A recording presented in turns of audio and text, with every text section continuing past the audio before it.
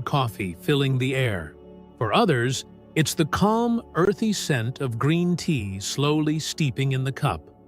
Both awaken you. Both bring focus and clarity. But the kind of energy they create and how they shape your body and mind over time are completely different. Today, on Healing Good Life, we're exploring the truth behind coffee and green tea, two beloved drinks that fuel millions of mornings around the world. Which one truly gives you the better energy? The bold, fiery kick of coffee, or the calm, steady focus of green tea? So take a deep breath, hold your cup gently in your hands, and let's discover the hidden science behind your morning sip. Now, let's start with what both have in common. Caffeine. Caffeine is the spark that fuels your focus, the reason your first sip feels like a gentle jolt of life. But depending on how it's delivered, in coffee or in tea, that spark can either burn bright and fast or glow slowly and steady. Let's see how this tiny molecule creates such different experiences, and why your body responds to each one in its own unique way.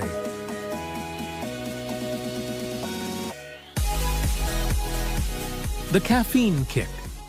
Let's begin with caffeine, the world's favorite natural stimulant, and the reason both coffee and green tea can change the way you feel in minutes. When you drink coffee, caffeine enters your bloodstream quickly. It travels straight to your brain and blocks a chemical called adenosine, the one that tells your body it's time to rest. Once adenosine is blocked, your brain fires signals faster, dopamine levels rise, your heart beats a little quicker, and your mind feels sharp and alive. That's why that first sip of coffee feels like magic. A sudden clarity, a surge of motivation, like your body is saying, "Let's go." But here's what most people don't notice. This energy comes with a price. The same process that wakes you up also triggers your stress response. Your body releases cortisol and adrenaline, the fight-or-flight hormones that prepare you for action. That's great if you're running late for work, but not so great if you live every day in that high-alert state. Too much caffeine too fast can leave you anxious, jittery, or drained by mid-afternoon. What many call the coffee crash. Your energy peaks sharply, then drops suddenly, leaving you craving another cup just to feel normal again.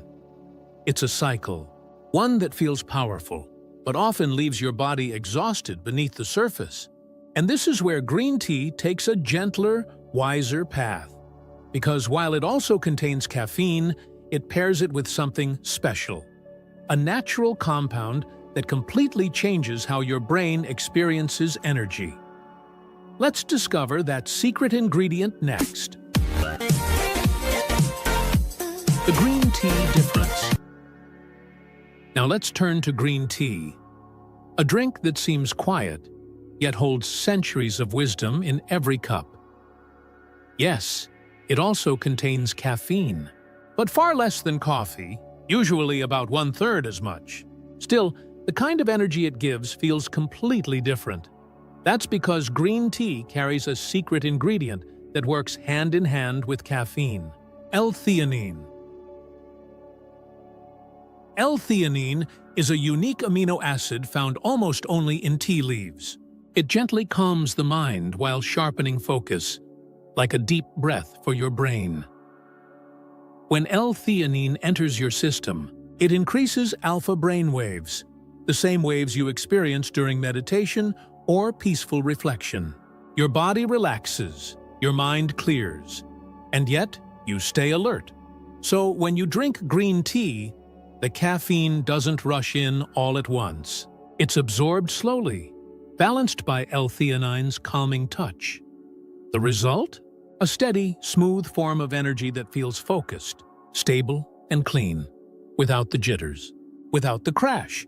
That's why for centuries, monks in Japan and China have sipped green tea to stay awake through long hours of meditation. It helped them remain still, yet present, calm, yet awake. Modern science now proves what ancient tradition already knew. Green tea doesn't just energize your body, it harmonizes your mind. So if coffee is like a bright spark that flares and fades, green tea is a gentle flame that quietly endures. And that difference goes far beyond how you feel in the moment. It changes how your body handles stress, focus, and even long-term health. Let's explore that deeper side of energy next. What energy really means. When we say, "I need more energy," what we're really asking for isn't just a burst of caffeine, we're asking to feel alive again, to focus clearly, to move through the day without tension or fatigue, to feel steady inside, no matter how busy life becomes. But not all energy feels the same. Coffee energy is intense. It rushes through your body, quick and powerful, igniting your senses. You feel ready to conquer the world. Yet, when that surge fades, you often crash, drained, restless, or moody. Green tea energy, on the other hand, is balanced. It rises slowly, like morning light filling a quiet room. It doesn't overwhelm your system, it supports it. You stay focused, yet calm, awake, yet grounded. And science explains why. Caffeine alone increases your cortisol levels, the stress hormone that tells your body to stay on alert. That's useful in short bursts, but when cortisol stays high for too long, it drains your body, weakens your immune system, and even affects your sleep. L-theanine in green tea does the opposite. It lowers cortisol, relaxes blood vessels, and balances your mood. So while coffee activates your fight-or-flight mode, green tea supports your rest and restore system, the one your body needs to heal, digest, and recover. It's not about which one wakes you up faster, but which one keeps your energy stable throughout the day. And this difference between stimulation and stability is what truly defines healthy energy. Because the goal isn't just to power through the day, it's to move through the day with ease. And when you understand that, you start to see energy not as something to chase, but as something to cultivate. Up next, let's look at how each of these drinks affects your body beyond your brain, your heart, your digestion, and your long-term well-being. Effects on the body. Energy doesn't just live in your mind. It flows through every part of your body. And what you drink each morning can shape more than just your focus. Let's look at how coffee and green tea affect your heart, your metabolism, and your rest. First, your heart. Coffee can be both a friend and a challenge here. In moderate amounts, it may improve blood circulation, sharpen alertness, and even lower the risk of certain heart diseases. But too much caffeine, especially for people who are sensitive to it, can raise your heart rate, cause palpitations, and increase anxiety. Green tea, by contrast, has a calming influence on the cardiovascular system. It's packed with catechins, powerful antioxidants that protect the arteries, reduce inflammation, and help maintain healthy blood pressure. Instead of stimulating your heart, green tea supports it, quietly, consistently, like gentle nourishment from within. Now, metabolism. Both drinks help your body burn energy, but in different ways. Coffee gives a short-term boost, a quick rise in metabolism that helps you stay active. Green tea's catechins, however, work on a deeper level, supporting fat oxidation and blood sugar balance. It's not just about burning calories, but about improving how your body uses them. Digestion and stomach comfort. Coffee, though invigorating, is acidic and can irritate the stomach lining.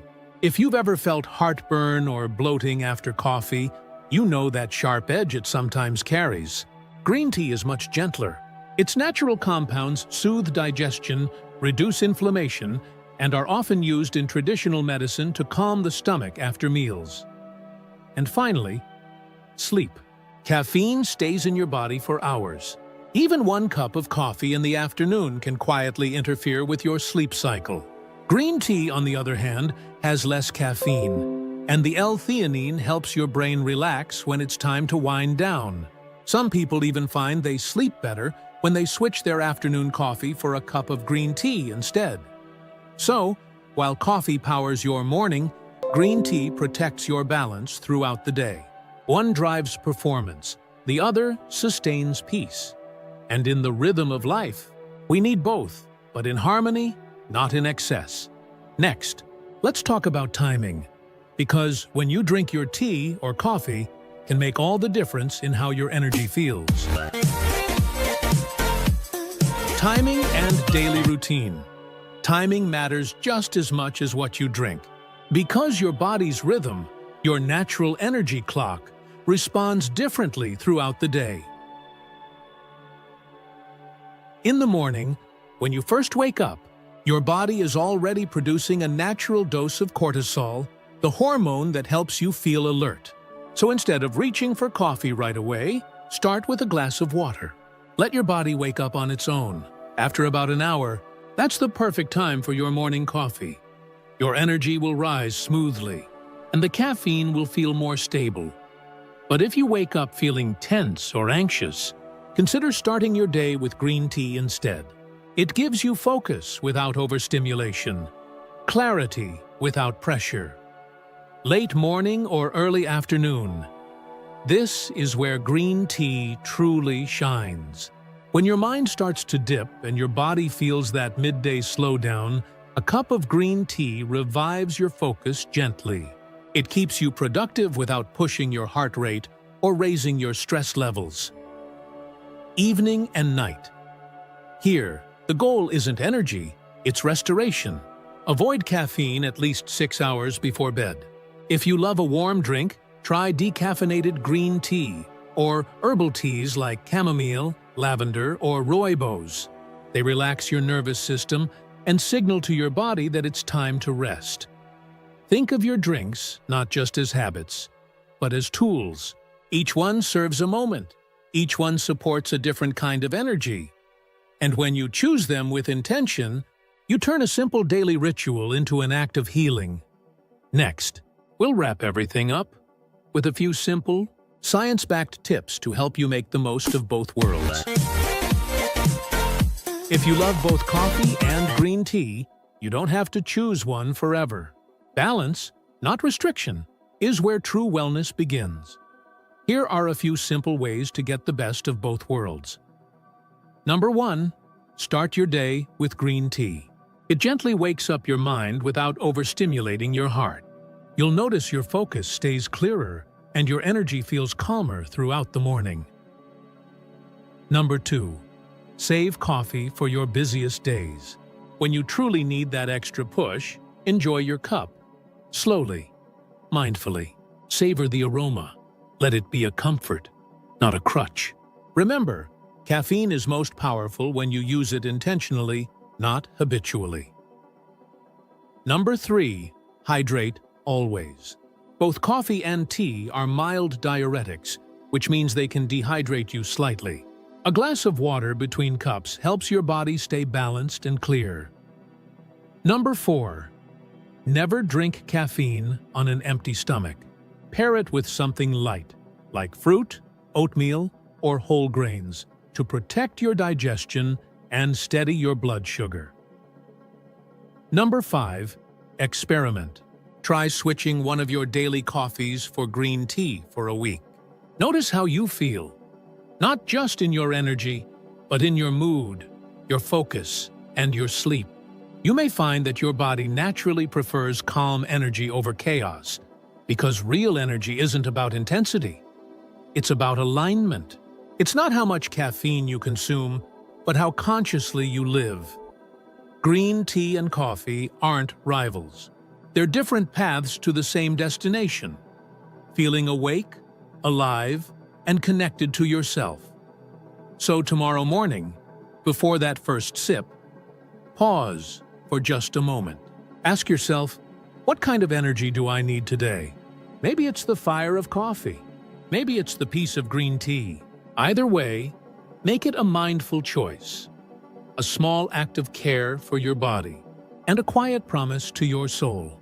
If this message resonated with you, don't forget to subscribe to Healing Good Life for more gentle, science-backed insights on natural energy, longevity, and mindful nutrition, because every sip, every breath, and every small moment of awareness is part of your healing journey.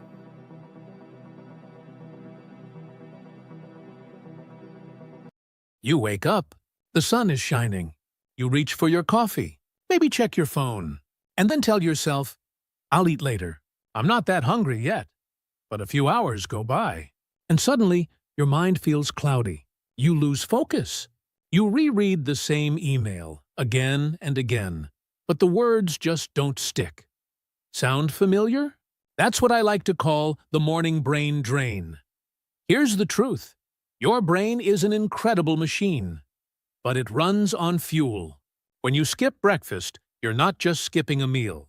You're starving your brain of the nutrients it needs to think clearly, react quickly, and stay emotionally balanced. Breakfast isn't just food. It's your morning's first act of self-care. It tells your body, I'm ready. Let's begin today with energy and focus. Research shows that people who eat a balanced breakfast have sharper memory, steadier mood, and fewer mid-morning crashes. And here's something fascinating. Your brain uses about 20% of your body's total energy every single day. That's more than any other organ in your body. So, here's the question I want you to think about.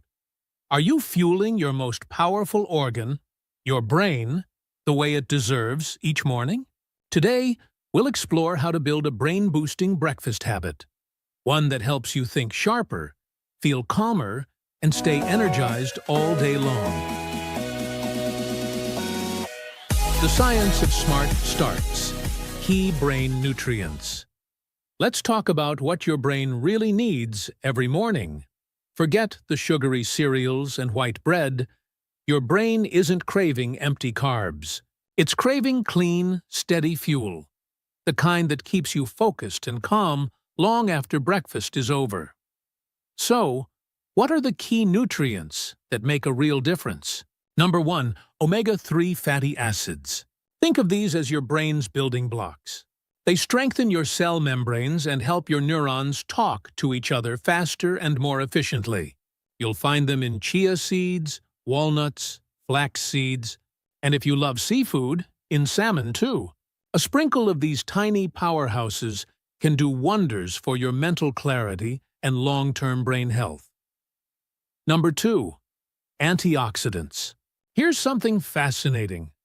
Every thought, every emotion, even stress, creates tiny oxidative reactions inside your brain. Antioxidants are like your brain's cleanup crew. They sweep away those free radicals and keep your neural pathways clear and sharp. Want some of the best natural sources? Blueberries, blackberries, spinach, and a soothing cup of green tea. Nature's simplest colors, blue and green, are often the best defense for your mind. Number 3, complex carbohydrates. Your brain's main energy source is glucose, but not the quick hit from sugar. It needs a slow, steady release of energy. That's where complex carbs come in. Oats, quinoa, and whole grain bread feed your brain gradually, so your energy doesn't spike and crash. Think of them as your brain's version of premium fuel. Clean, long-lasting, and reliable. And let's not forget one more silent hero, protein. Adding just a bit of it, from eggs, Greek yogurt, or tofu, helps balance your blood sugar and extends your focus for hours. Now, here's a myth worth busting. Breakfast doesn't just mean eating something. It means eating smart. A donut might wake you up for 20 minutes. But a balanced, nutrient-rich breakfast will keep your mind sharp until lunchtime. And here's something even more amazing. Your gut and your brain are constantly talking to each other. Scientists call it the gut-brain axis. So, what you eat in the morning doesn't just fuel your neurons, it shapes your mood, your focus, even your emotional balance.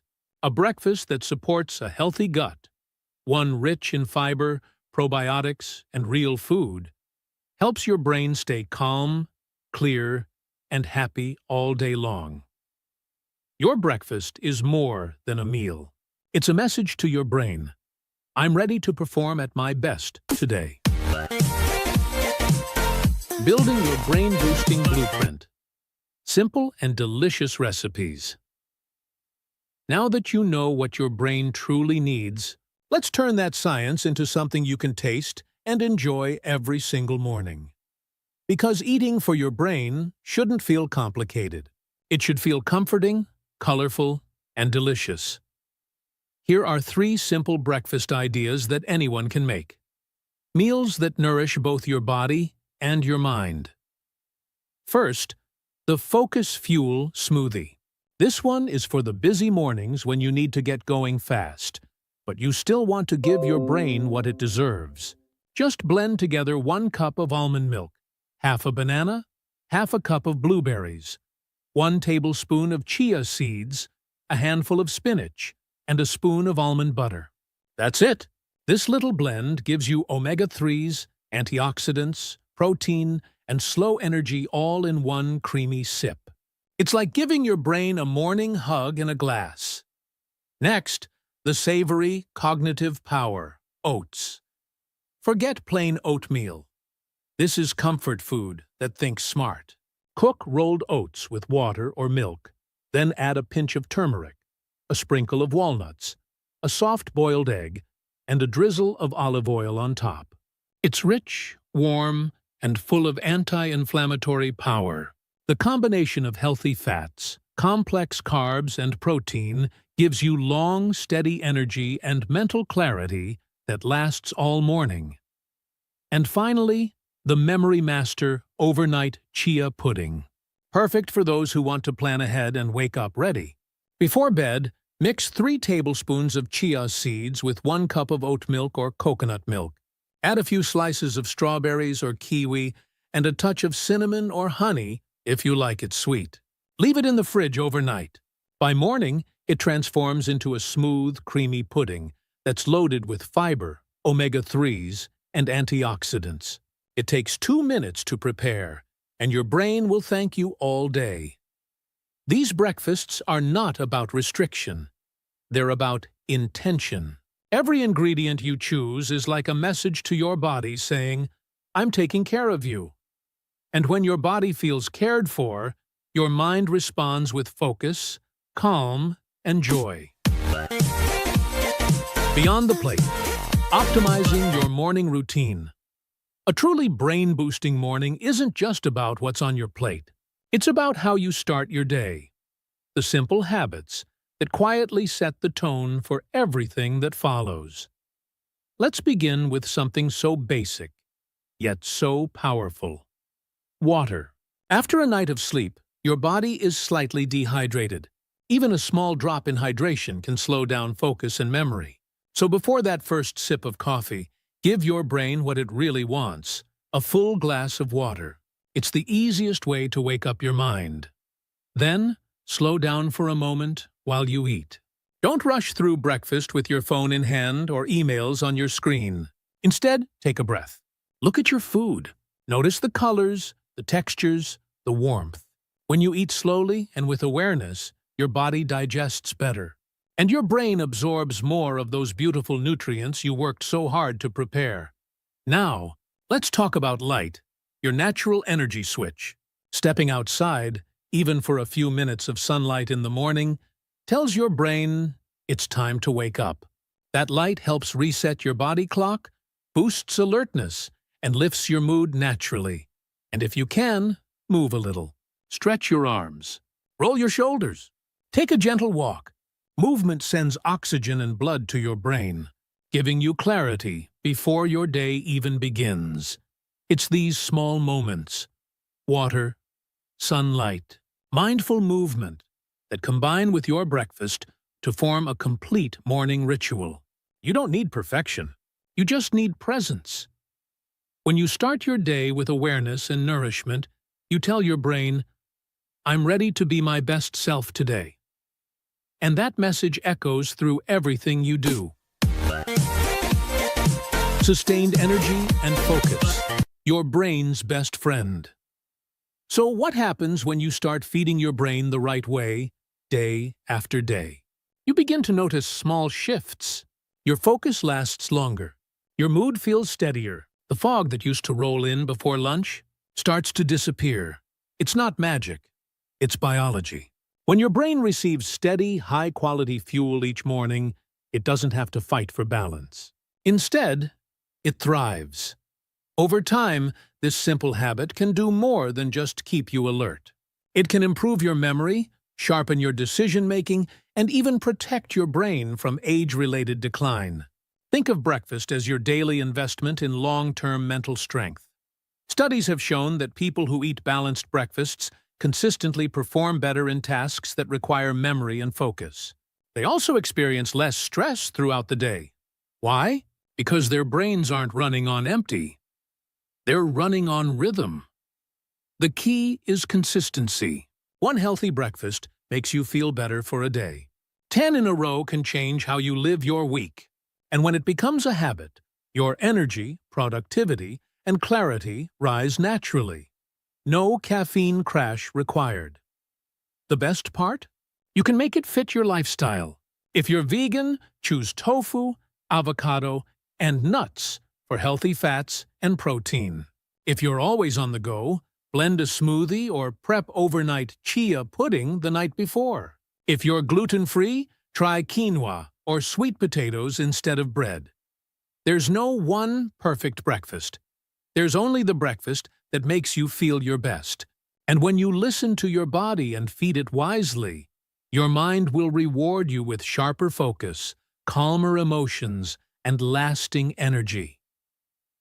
Each morning becomes more than just a routine. It becomes a renewal, a quiet moment where you choose clarity over chaos, balance over rush, and nourishment over neglect. That's the kind of choice that builds a powerful life, one peaceful, intentional morning at a time. The Morning Challenge. Feed your brain. Change your day. Tomorrow morning, when the alarm goes off, don't just wake up. Start up. Before you reach for your phone or rush into your to-do list, take one quiet moment for yourself. Ask this simple question: what can I give my brain today to help it serve me better?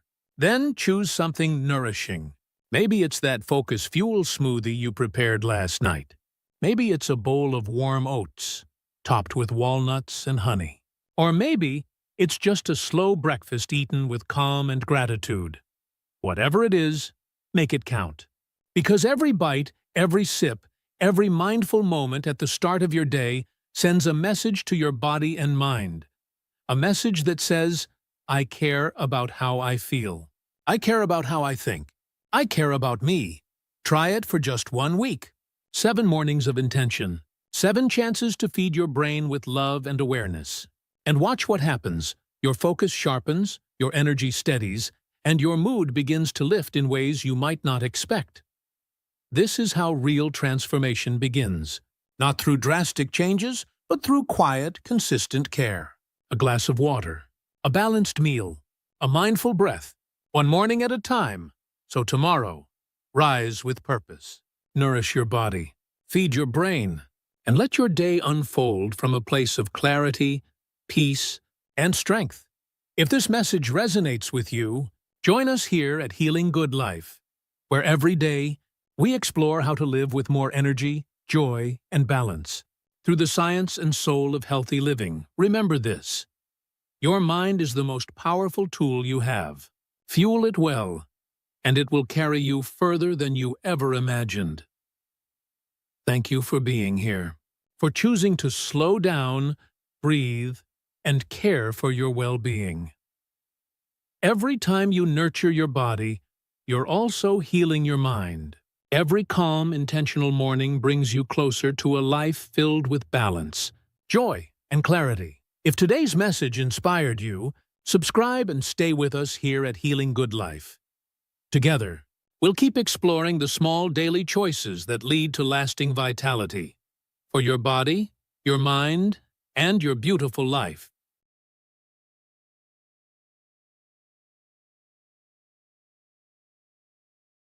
Feeling run down, catching colds easily, or taking longer to recover than you used to? You might think your immune system just needs rest, but often it needs the right chemistry. Before you reach for another supplement bottle, here's something surprising. A single fruit can activate 3 of your body's most powerful defense systems, all at once. That fruit is pineapple. Beneath its sweetness lies a perfect biological design. Vitamin C to fuel your immune army, bromelain to calm unnecessary inflammation, and antioxidants to protect your cells from burnout. Today, we're not talking myths or internet trends. We're looking at real science, how pineapple supports immunity at the cellular level, and why researchers around the world keep turning back to this tropical medicine of nature. How pineapple boosts your immune system. Pineapple strengthens your immune system through 3 main biological mechanisms: vitamin C, bromelain, and plant antioxidants. Each of these compounds targets a different part of the immune process, helping your body fight infections, regulate inflammation, and recover faster. Let's start with vitamin C, the most direct immune activator found in pineapple. 1 cup of fresh pineapple provides about 88 milligrams of vitamin C, which is nearly the entire daily requirement for an adult. Inside your body, vitamin C is stored in immune cells, at concentrations up to 100 times higher than in your blood. This vitamin supports both arms of the immune system, the innate defense, which reacts instantly to pathogens, and the adaptive defense, which creates antibodies for long-term protection. Vitamin C shields white blood cells from oxidative stress, improves their movement toward infection sites, and enhances the destruction of microbes once they arrive. When the body is low in vitamin C, immune cells lose efficiency, wounds heal slower, inflammation lingers longer, and you become more prone to fatigue and respiratory infections. The second key compound is bromelain, a proteolytic enzyme complex unique to pineapple. Unlike most fruit enzymes, bromelain can survive digestion and enter the bloodstream. Research shows that it modulates the inflammatory response by decreasing overactive cytokines such as TNF-alpha and IL-1 beta, while increasing anti-inflammatory molecules like IL-10. This mechanism helps the immune system stay balanced, strong enough to fight, but calm enough to prevent chronic inflammation. Finally, pineapple provides polyphenols and flavonoids, natural antioxidants that neutralize free radicals and protect your immune cells from oxidative damage. These compounds reduce cellular stress and create a stable internal environment where the immune system can function efficiently. In short, pineapple supports immunity on 3 levels: defense, regulation, and protection. A simple fruit delivering complex biological harmony. Vitamin C, the immune system's first line of defense. Vitamin C is one of the most studied nutrients in human biology, and its impact on immune function is both direct and measurable. It supports the body on 3 essential fronts: by enhancing the activity of white blood cells, protecting those cells from oxidative damage, and maintaining the physical barriers that block infections. Inside your bloodstream, vitamin C reaches its highest concentration in neutrophils and lymphocytes, the primary soldiers of the immune response. These cells use vitamin C as a molecular shield against oxidative stress that occurs when they attack pathogens.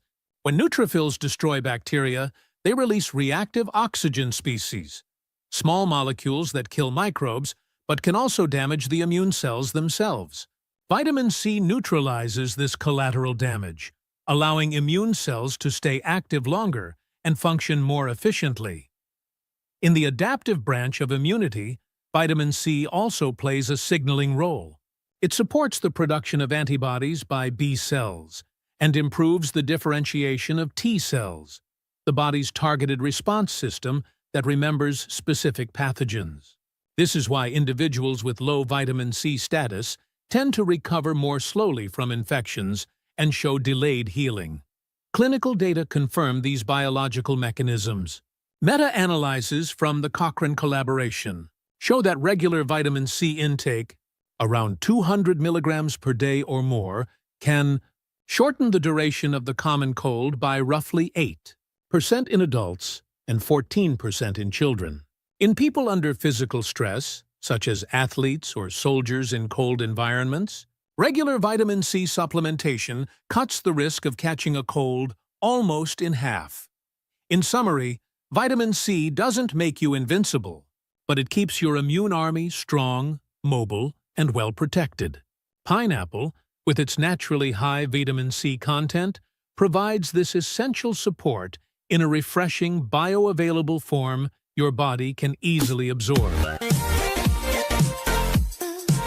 Bromelain, the natural anti-inflammatory enzyme.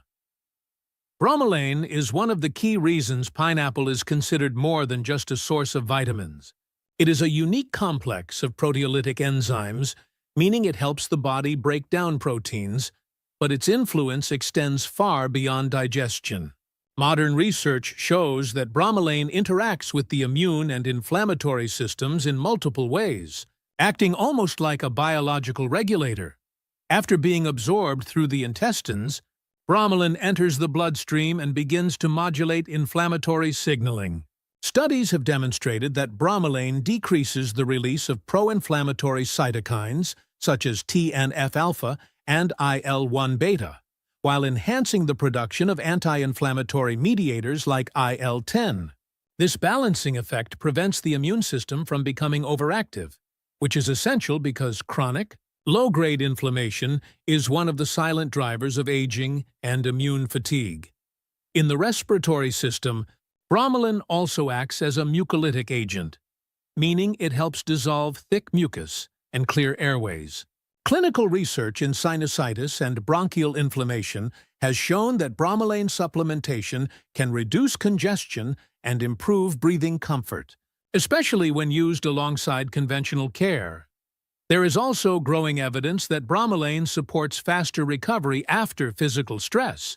Studies in athletes and post-surgical patients have found that it can reduce swelling, pain, and tissue inflammation, leading to quicker healing. These effects are linked to bromelain's ability to influence prostaglandins and fibrin, molecules involved in the body's inflammatory cascade. Importantly, bromelain doesn't suppress immunity. It helps regulate it, keeping the inflammatory response powerful when needed, but controlled when the threat is gone. This makes pineapple not just a supportive food, but a natural model for balanced immunity. Strength without overreaction. Repair without chaos. Antioxidants, cellular protection, and immune stability. Every immune response produces what scientists call oxidative stress, the release of reactive oxygen species, or ROS. These molecules help destroy pathogens, but when they accumulate, they can also damage the body's own cells. This is where antioxidants come in, and pineapple provides a natural source of them in the form of polyphenols, flavonoids, and vitamin C working together. Pineapple's antioxidants act as molecular buffers. They neutralize free radicals before these unstable molecules can attack cell membranes or DNA. In immune cells, this protection means longer cell lifespan, better communication, and fewer inflammatory errors, such as unnecessary immune activation or tissue damage. Several studies highlight pineapple's antioxidant potential. Research published in journals on food chemistry and nutrition has shown that pineapple extracts significantly reduce oxidative markers in both cell and animal models. This reduction correlates with lower lipid peroxidation, a sign that cell membranes are better protected against stress-induced damage. Antioxidants also preserve the integrity of epithelial barriers, such as the lining of your respiratory and digestive tracts, the first physical shield of the immune system. When oxidative stress weakens these barriers, pathogens can invade more easily, forcing the immune system to overwork. By maintaining barrier strength, pineapple helps reduce unnecessary immune activation and keeps inflammation in check. Flavonoids, like quercetin and phenolic acids found in pineapple, are particularly effective at modulating the NF-kappa B pathway, a central regulator of inflammation. By calming this pathway, these compounds further reduce cytokine overproduction, working in harmony with bromelain's anti-inflammatory effects. The result is a balanced immune environment, active when needed, quiet when safe. In simple terms, antioxidants make sure your immune system fights smart, not just hard. Scientific evidence and clinical findings. Scientific research over the past few decades has steadily confirmed how pineapple and its key compounds influence immunity, inflammation, and recovery. Let's look at the evidence from three main angles: vitamin C, bromelain, and antioxidants. First, vitamin C. Large-scale analyses from the Cochrane collaboration, involving tens of thousands of participants, consistently show that daily vitamin C intake of 200 milligrams or more shortens the duration of the common cold by roughly 8% in adults and 14% in children. In people under physical stress, such as marathon runners or soldiers in cold climates, regular supplementation cuts the incidence of colds by nearly 50%. These results demonstrate vitamin C's role not as a cure, but as a functional cofactor that allows immune cells to operate efficiently and recover quickly after infection. Second, bromelain. Clinical and laboratory studies reveal that bromelain reaches measurable levels in the bloodstream after oral ingestion and actively interacts with immune markers. Trials in patients with sinus inflammation and post-surgical swelling show that bromelain improves breathing comfort, reduces tissue edema, and accelerates healing. In controlled dental surgery studies, bromelain users reported less pain and faster recovery compared with placebo. These findings align with its known ability to regulate TNF-alpha, IL-1 beta, and other inflammatory mediators, balancing the immune response rather than suppressing it. Third, antioxidants. Research on pineapple extracts demonstrates significant decreases in oxidative stress indicators such as lipid peroxidation and malondialdehyde levels. These effects translate into better cellular protection, improved barrier integrity, and lower systemic inflammation, especially in metabolic and cardiovascular contexts. Taken together, these data make one conclusion clear: pineapple delivers measurable, biologically relevant support for immune health. Not folklore, but evidence-based nutrition grounded in reproducible science. Practical takeaways and final summary. The science is clear.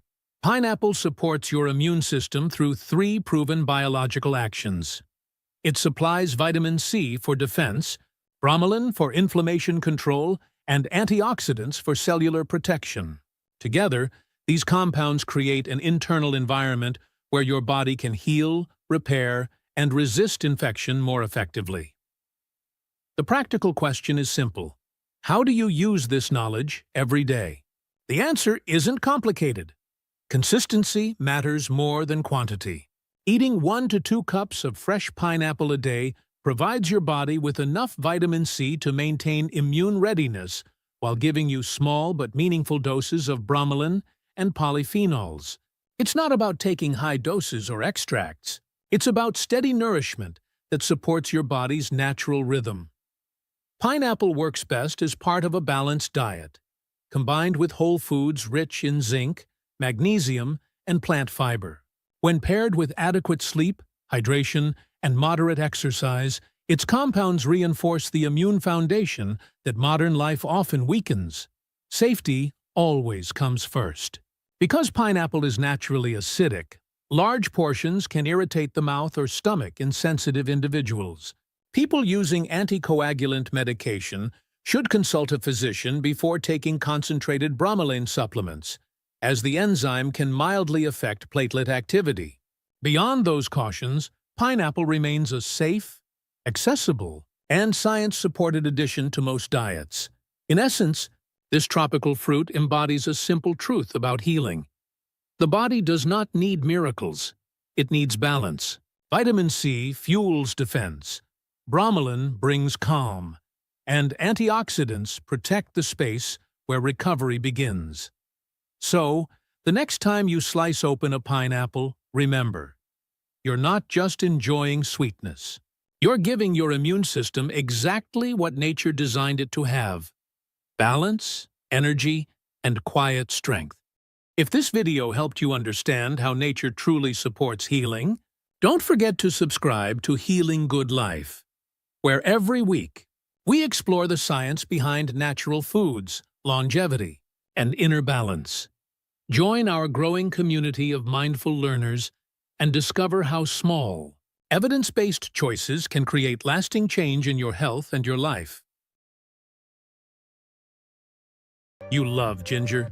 In your stir-fry, in your morning smoothie, maybe in that spicy ginger shot from your local juice bar. It's warm, it's comforting, it wakes you up. And for thousands of years, this golden root has been more than food. It's been medicine, a symbol of vitality and balance. From ancient Chinese healers to modern nutritionists, ginger has been praised for its power to calm inflammation, ease nausea, fight colds, and warm the heart from the inside out.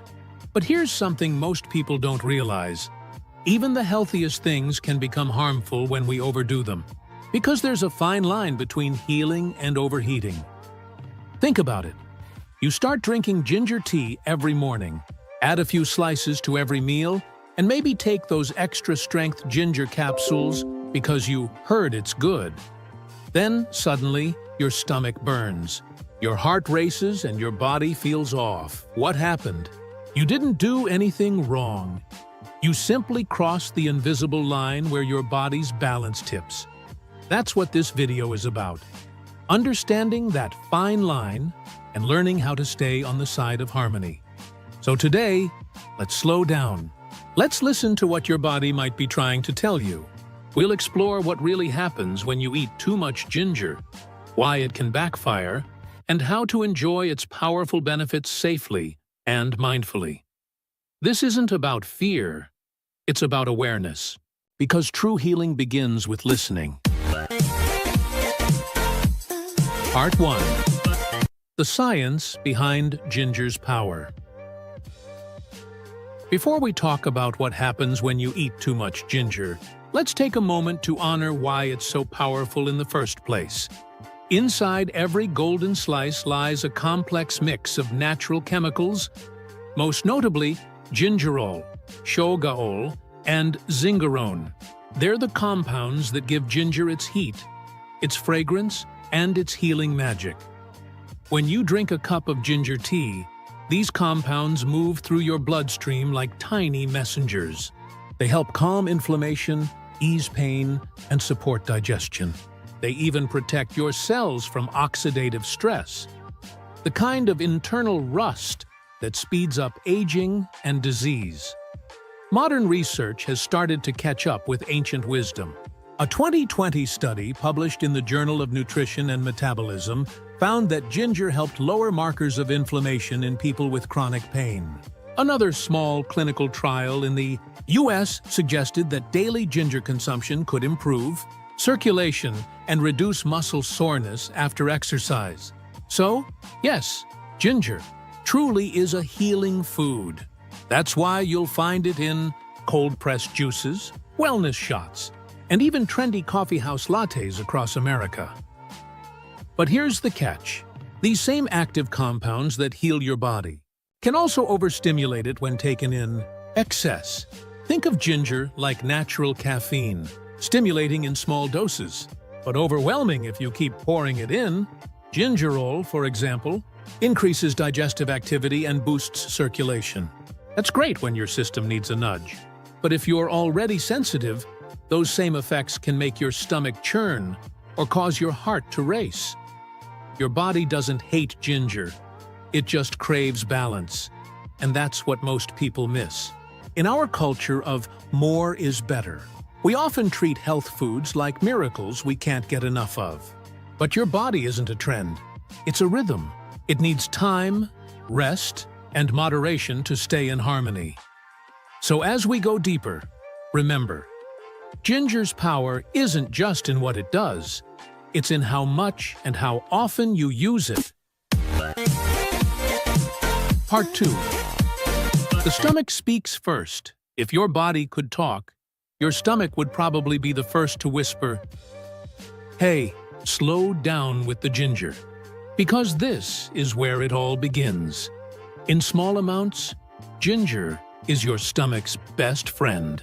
It helps your digestive enzymes flow, settles nausea, and soothes that heavy feeling after a big meal.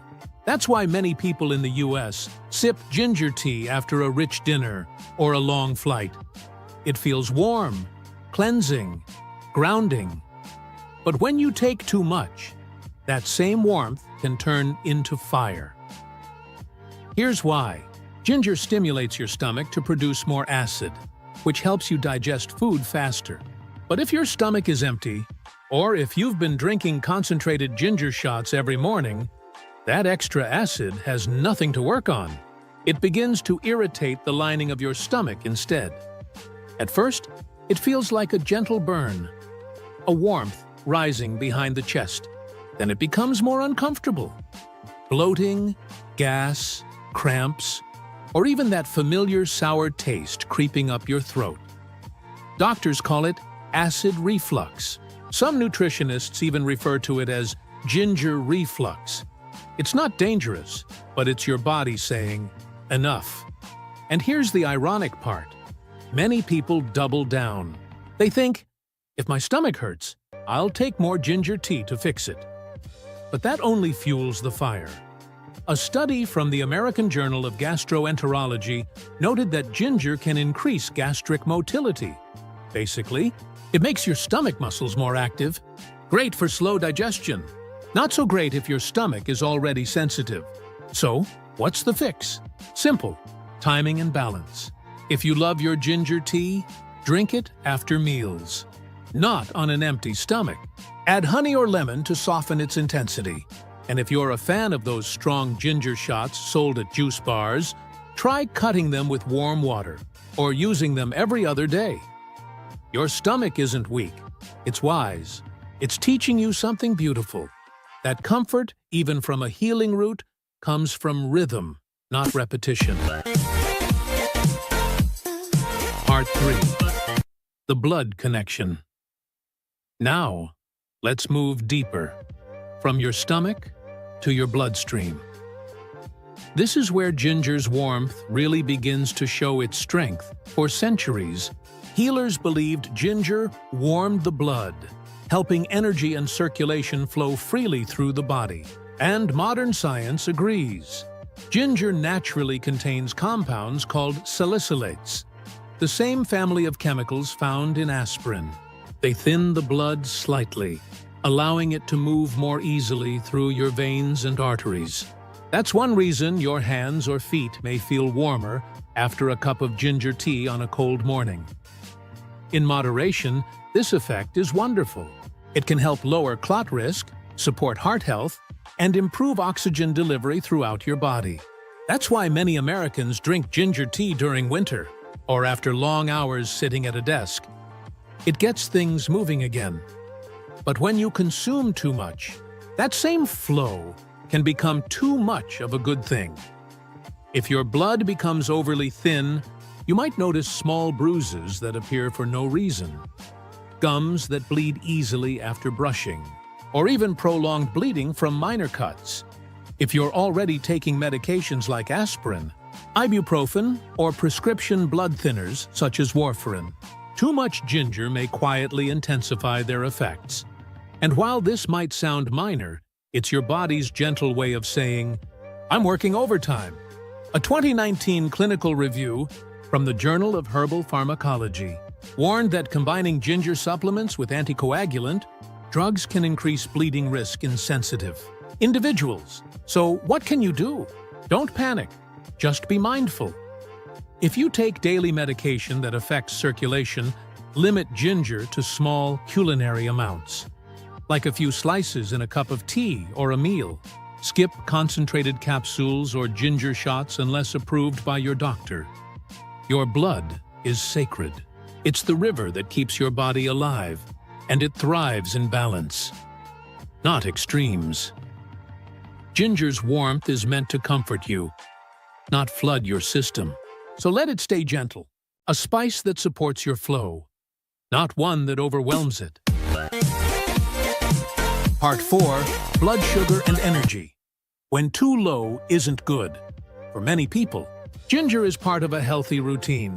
A warm tea in the morning, a few slices in a smoothie, or a shot of juice before hitting the gym. And there's a good reason for that. Ginger helps your body respond better to insulin, the hormone that regulates blood sugar. It supports stable energy, reduces sugar cravings, and can even prevent that mid-afternoon energy crash. In small doses, it's a quiet hero.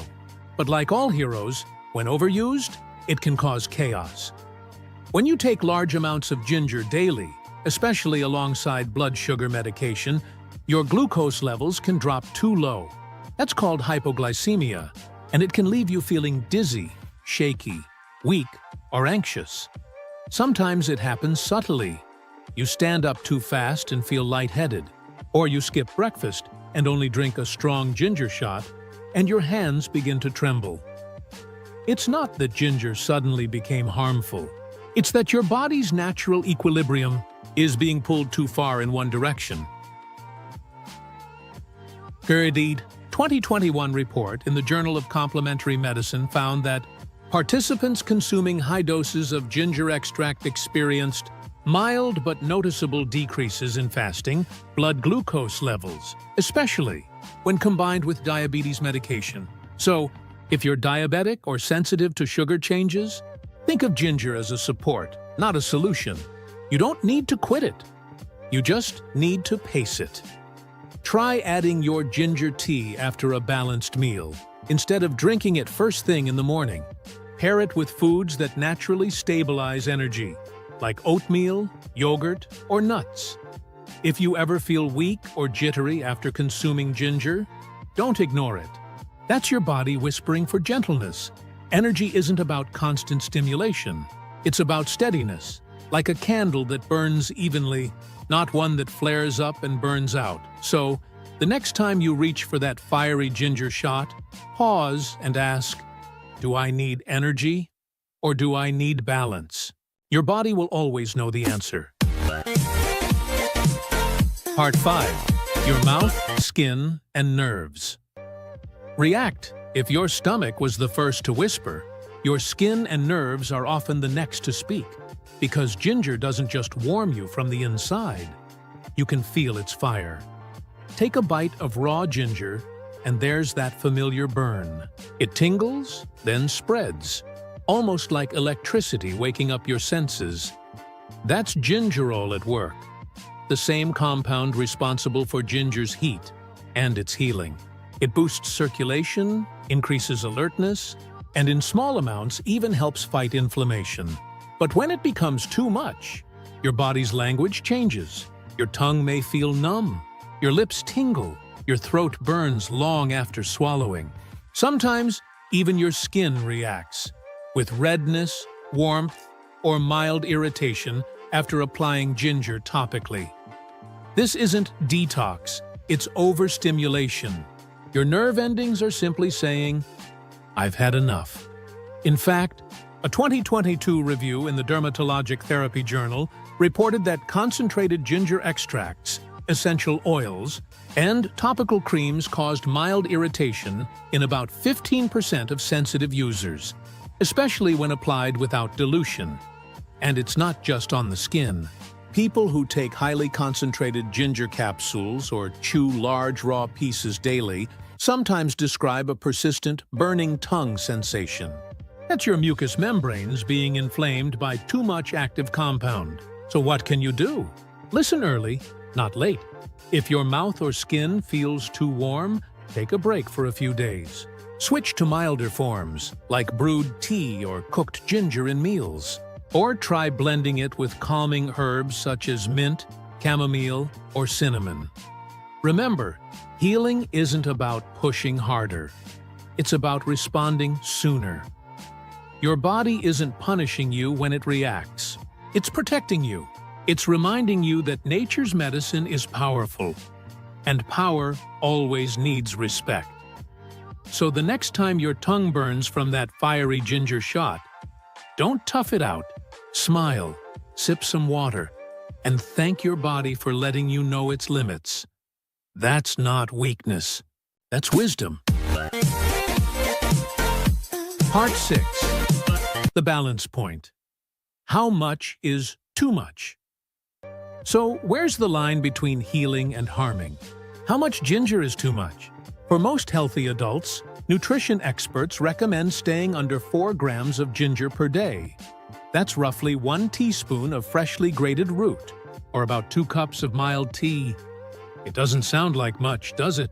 But that's all your body really needs to unlock the benefits without overwhelming your system. If you're drinking ginger tea morning, noon, and night, or taking concentrated supplements every day, it might be time to pause and recenter.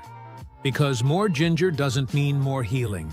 Sometimes, more means more stress on your organs, your stomach, your liver, even your heart. Ginger's compounds work best in small, steady rhythms. Your body knows how to use what it needs and let go of the rest, if you give it space to breathe. Try rotating your healing habits. One day ginger, the next day mint, lemongrass, or turmeric. They're all calming and cleansing in their own ways, and together, they create a gentle rotation. A dance of balance your body will thank you for. If you love your daily ginger shot, turn it into a weekly ritual instead. Sip it mindfully. Let the warmth spread through your chest. Notice the moment it shifts from comfort to heat. That's your signal to stop. Healing isn't about control. It's about conversation. Your body is always talking. Through sensations, cravings, energy shifts. You don't need a lab test to tell you when it's too much. You just need to listen. A 2020 survey from the American Nutrition Council found that people who practiced mindful eating, paying attention to how their body felt before, during, and after a meal, reported fewer digestive issues and more consistent energy levels. That's what moderation really means. It's not restriction, it's awareness. So the next time you prepare your favorite ginger tea, slow down. Smell the aroma. Take that first sip with gratitude. Because when you approach your food with mindfulness, it becomes medicine. Not just for your body, but for your peace of mind. Part 7. When ginger heals best. Now that we understand ginger's limits, let's come back to the beauty of what it can do. When used with care, because ginger isn't the enemy. It's one of nature's most generous teachers. Used wisely, it supports you in so many ways. It warms the body on cold mornings. It soothes motion sickness on long road trips. It eases cramps, calms nausea, and clears congestion.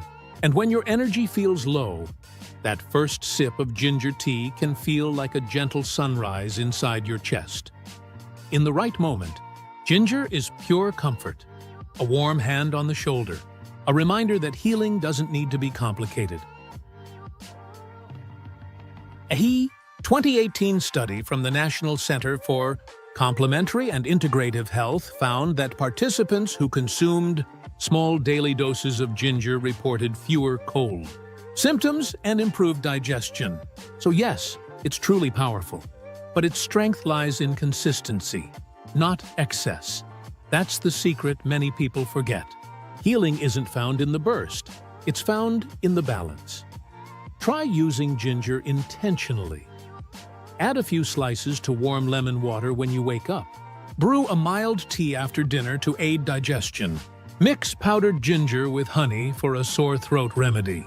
Or sprinkle a little on roasted vegetables or soups for a cozy, earthy depth. Each small ritual tells your body, I care about you. You see, food isn't just fuel. It's communication.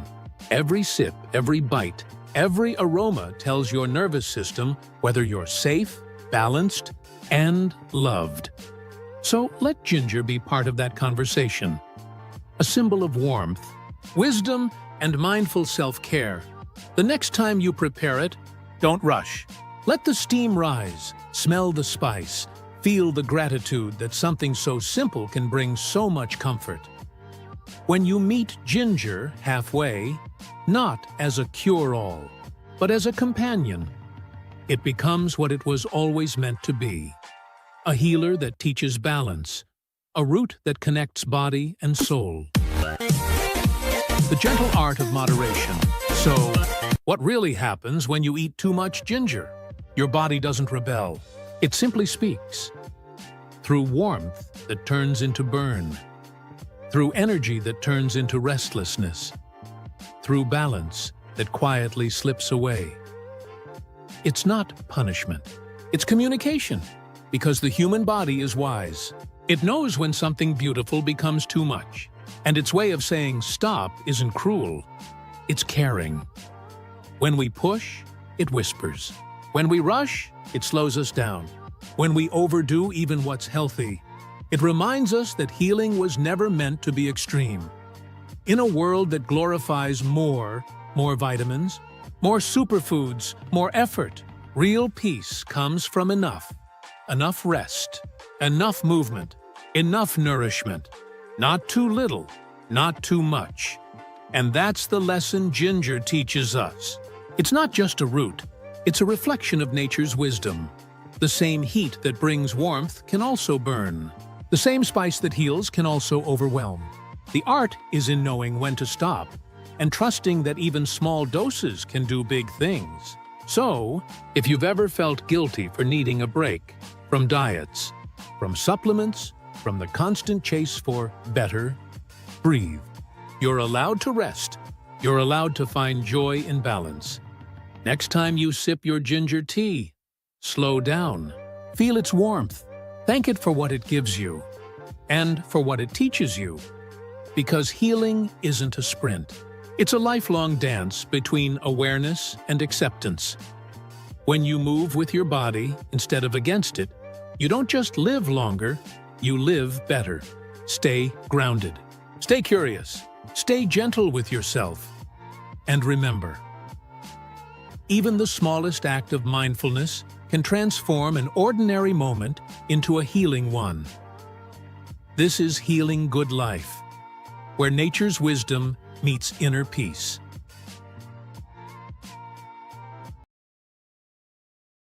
We all grew up hearing it. Eat your spinach. It'll make you strong like Popeye. It's one of the first nutrition lessons most of us ever learned.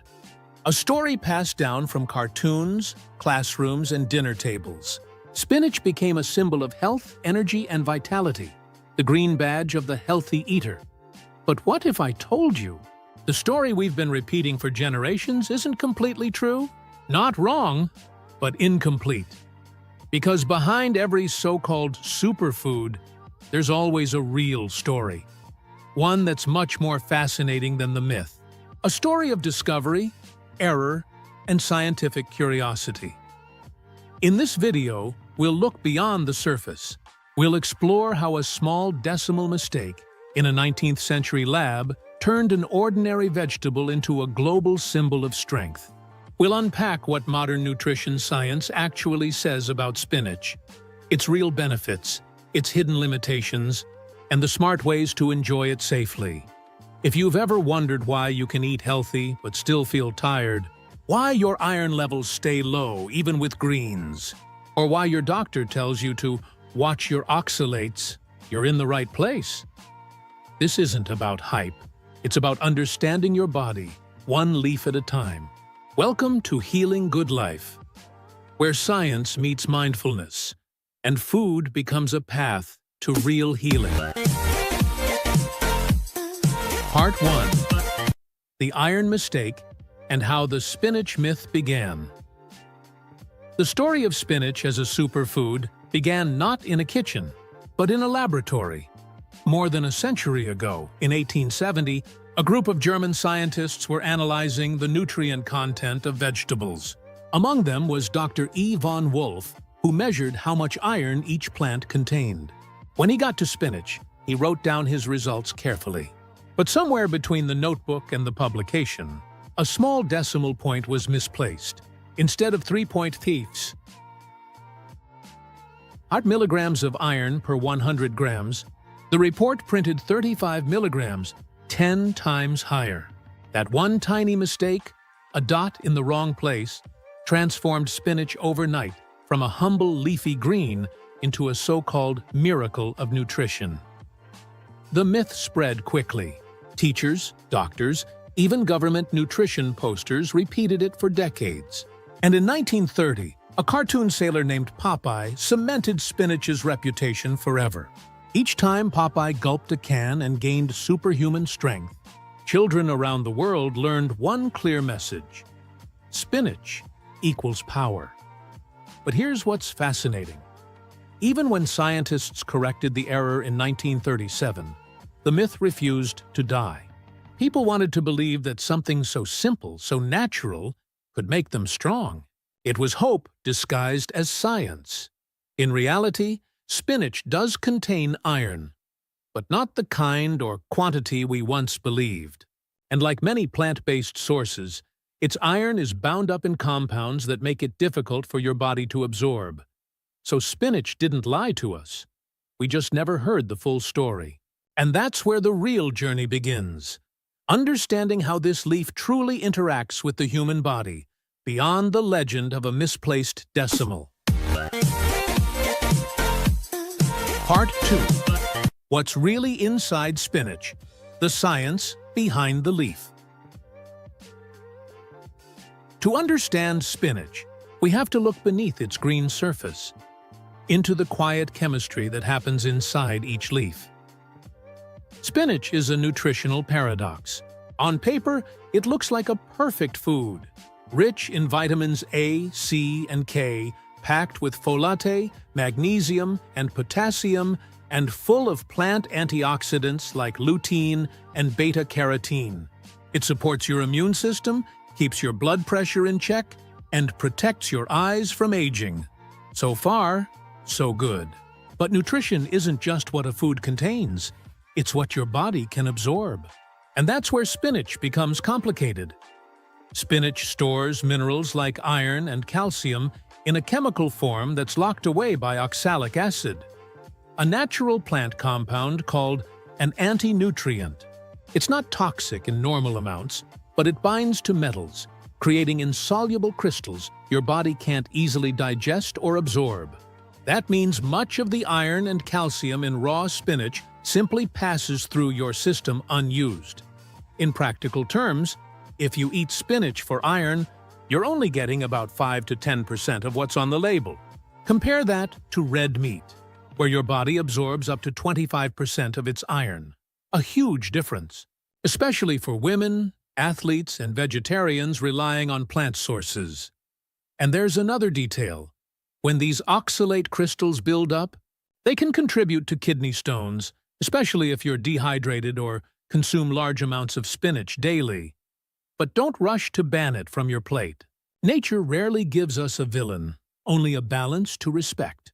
When cooked properly and combined with the right foods, spinach becomes far more bioavailable and healing. In fact, what you'll hear next might change the way you prepare your greens forever.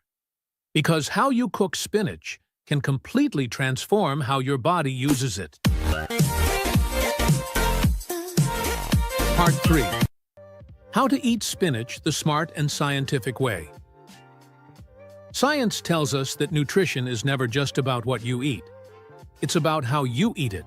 And spinach, perhaps more than any other vegetable, proves that preparation can be the difference between good and great. Let's start with the heat.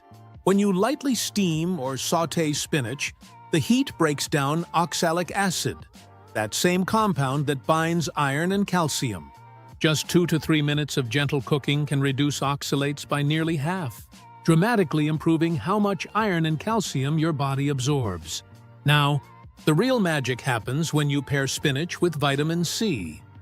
Vitamin C acts as a natural enhancer, converting the plant's non-heme iron into a form that's much easier for your body to use. That's why squeezing fresh lemon juice or adding tomatoes, bell peppers, or strawberries to your spinach dish can double its nutritional impact. Another secret: healthy fats. Fat-soluble vitamins like A and K need a small amount of oil for absorption. A drizzle of olive oil or a few slices of avocado turns your spinach salad into a bioavailability powerhouse. But there's also the question of frequency. Even healthy foods need rotation. Eating large amounts of raw spinach every single day can slowly increase oxalate buildup.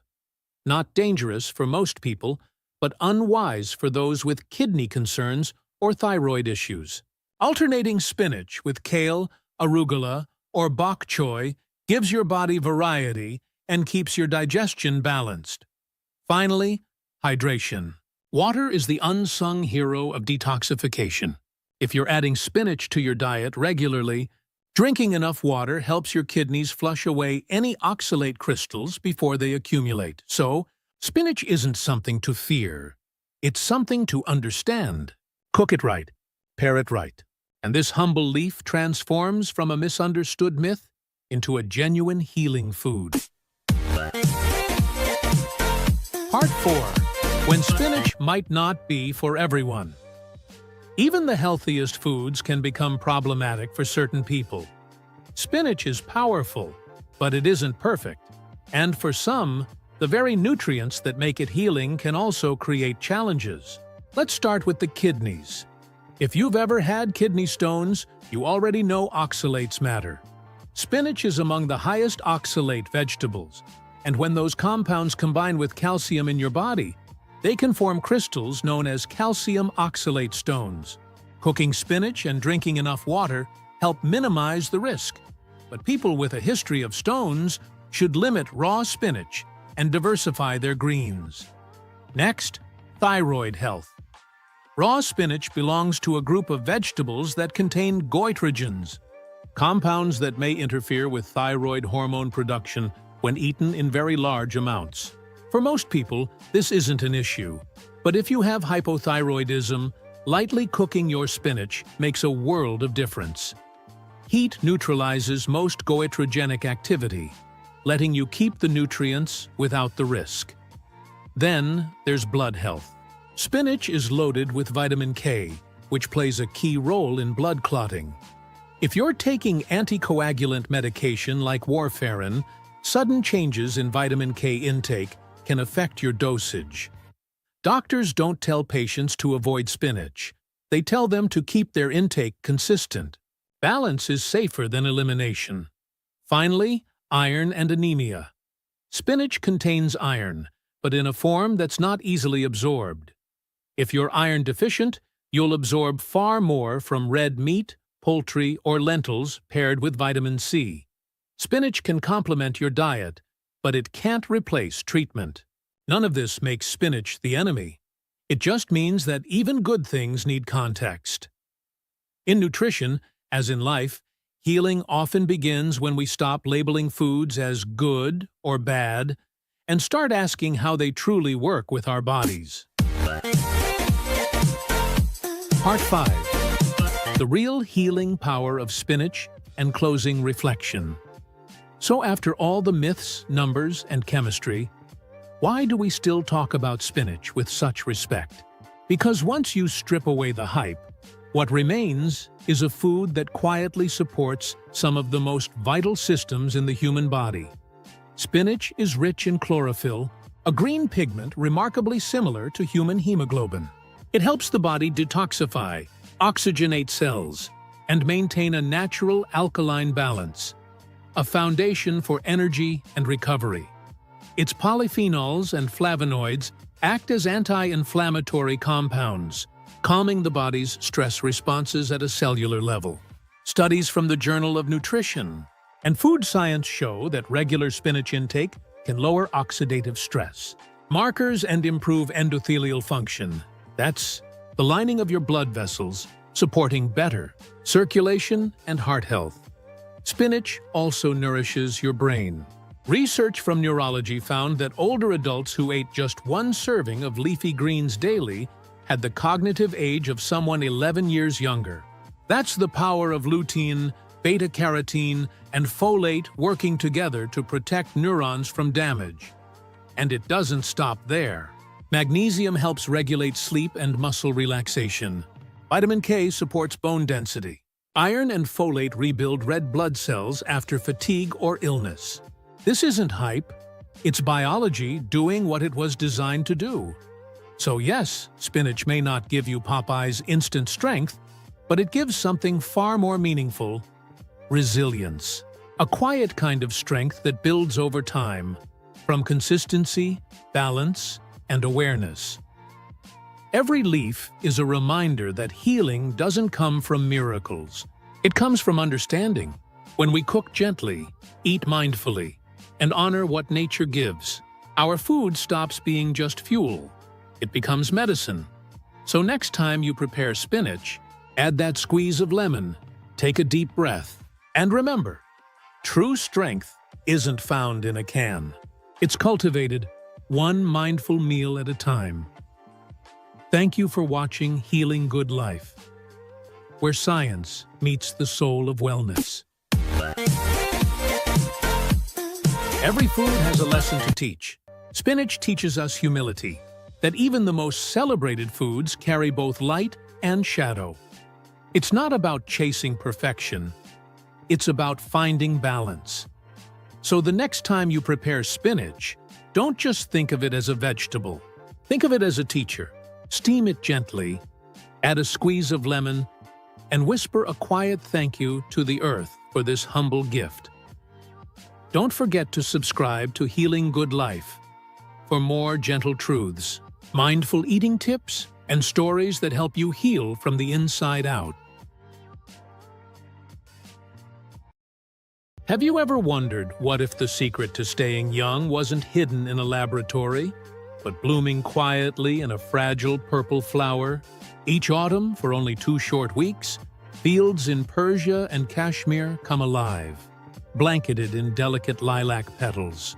And at the heart of every flower lie 3 tiny crimson threads, hand-picked at dawn, dried with care, and treasured for over 3,000 years. They call it saffron, the red gold of the ancient world. But to those who worked the land, it was never about luxury or wealth. It was about life itself: color, warmth, vitality. Across ancient civilizations, Persian, Greek, Indian, saffron was more than a spice. It was a symbol of renewal, a healer of the body and the spirit. Priests burned it in temples as incense for the divine. Mothers steeped it in milk to soothe the weary. Artists and poets wrote of its glow, calling it the sunlight of the soul. Even today, when you hold a single thread of saffron, you're holding centuries of patience, care, and quiet wisdom. It takes nearly 75,000 flowers to make just 1 single pound of saffron.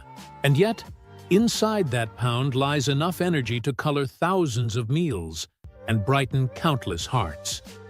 What is it about this humble thread that continues to captivate humanity? Why has it remained cherished through empires, dynasties, and generations?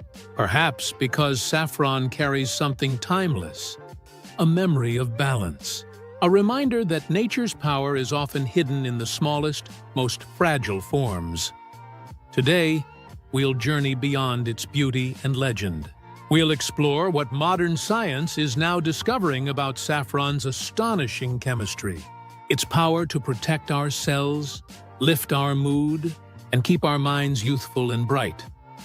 But before we begin, take a breath. Look at the warm light in your cup, and remember, you're not just watching a story about a spice. You're witnessing the golden thread that connects ancient wisdom to modern healing. Welcome to Healing Good Life. Let's begin the journey. Part 1. An Ancient Elixir. Long before we had laboratories or vitamin supplements, people looked to nature for vitality, for something that could awaken both body and spirit. And among all the treasures the earth offered, saffron was unlike anything else. Its story begins over 3,000 years ago, in the golden valleys of Persia and the high plains of Kashmir. There, farmers would wake before dawn, their hands cold from the mountain air, to harvest the purple blossoms of the crocus sativus. Each flower offered only 3 crimson threads, and by midday, when the sun rose too high, the petals would close. The chance was gone. It was an act of devotion, not just labor.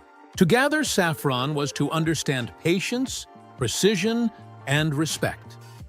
Ancient healers believed saffron carried the warmth of the sun itself. They brewed it into tonics to strengthen the heart, used it to lift sadness and calm anxiety. It was said that even just the scent of saffron could brighten a heavy mind. In Ayurvedic medicine, saffron was known as Kesar, a symbol of purity, radiance, and divine energy. It was believed to ignite the inner fire, balancing emotion and metabolism alike.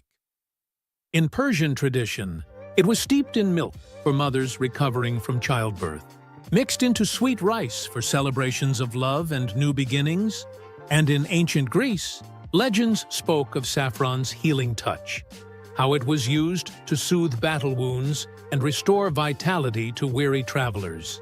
The poet Homer even described saffron dawns that spread warmth over the sleeping earth.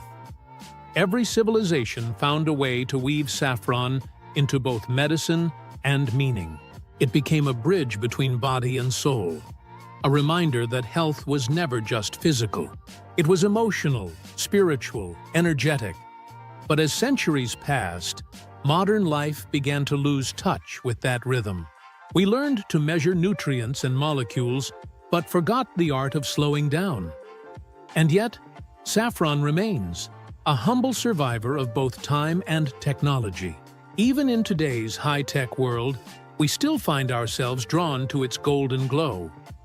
Perhaps because it whispers something we've forgotten, that true healing begins not with rushing, but with reverence, with noticing, with gratitude for what's small, rare, and alive. So as we move from myth to modernity, let's look at what science now says about this ancient elixir, and how those golden threads might help us not just live longer, but live younger. Part 2. Saffron's Chemical Blueprint. For centuries, saffron was known for what it did, but not for why it worked. Its beauty was intuitive, its effect undeniable. But now, science is beginning to catch up with what ancient healers already sensed. Inside every delicate red thread lies a universe of chemistry, a living code of color, fragrance, and healing. The first is crocin, the compound that gives saffron its deep, golden hue. Crocin is a powerful antioxidant, meaning it protects our cells from oxidative stress, the same process that causes aging, fatigue, and cellular decay. It helps the body clear away unstable molecules called free radicals, which silently damage tissues over time. Think of it as a guardian of your inner glow. Then there is saffronal, the aromatic oil that gives saffron its warm, honey-like scent.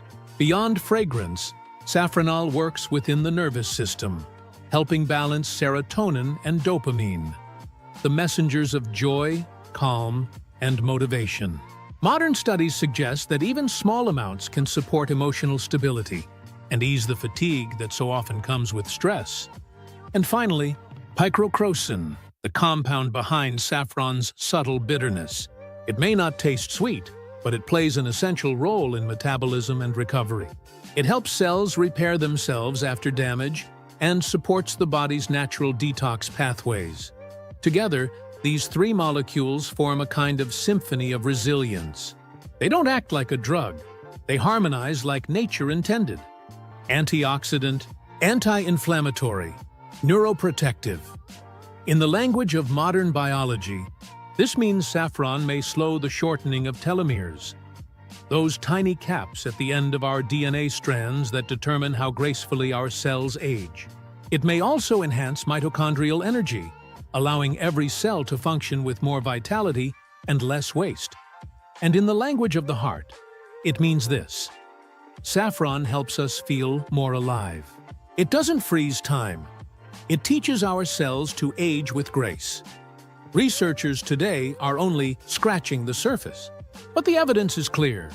These golden threads don't just color food. They color life itself, bringing brightness not just to the plate, but to the mind and the spirit. So the next time you hold a pinch of saffron in your hand, remember, you're holding a miniature pharmacy, crafted not by human invention, but by nature's patience. And this natural design is what science now calls the blueprint of youth. Part 3. The Science Speaks. When tradition and intuition meet science, something beautiful happens. We begin to understand why the things that heal us have always felt right. In the last 2 decades, researchers around the world have turned their eyes to saffron, not as a myth, but as a measurable medicine. In 2021, a study published in the Journal of Ethnopharmacology tested saffron extract on adults aged 50 and above. After 12 weeks, participants showed sharper memory, clearer attention, and lower signs of mental fatigue. Another trial, in 2022, reported in Frontiers in Nutrition, revealed that saffron supplementation reduced oxidative stress and improved emotional resilience in people facing chronic anxiety. Their sleep improved, and their sense of calm deepened. Not because saffron sedated them, but because it supported the body's natural rhythm.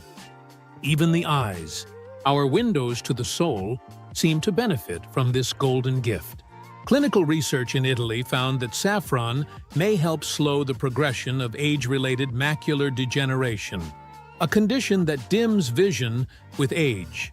In patients who took daily saffron for 3 months, retinal cells became more responsive to light.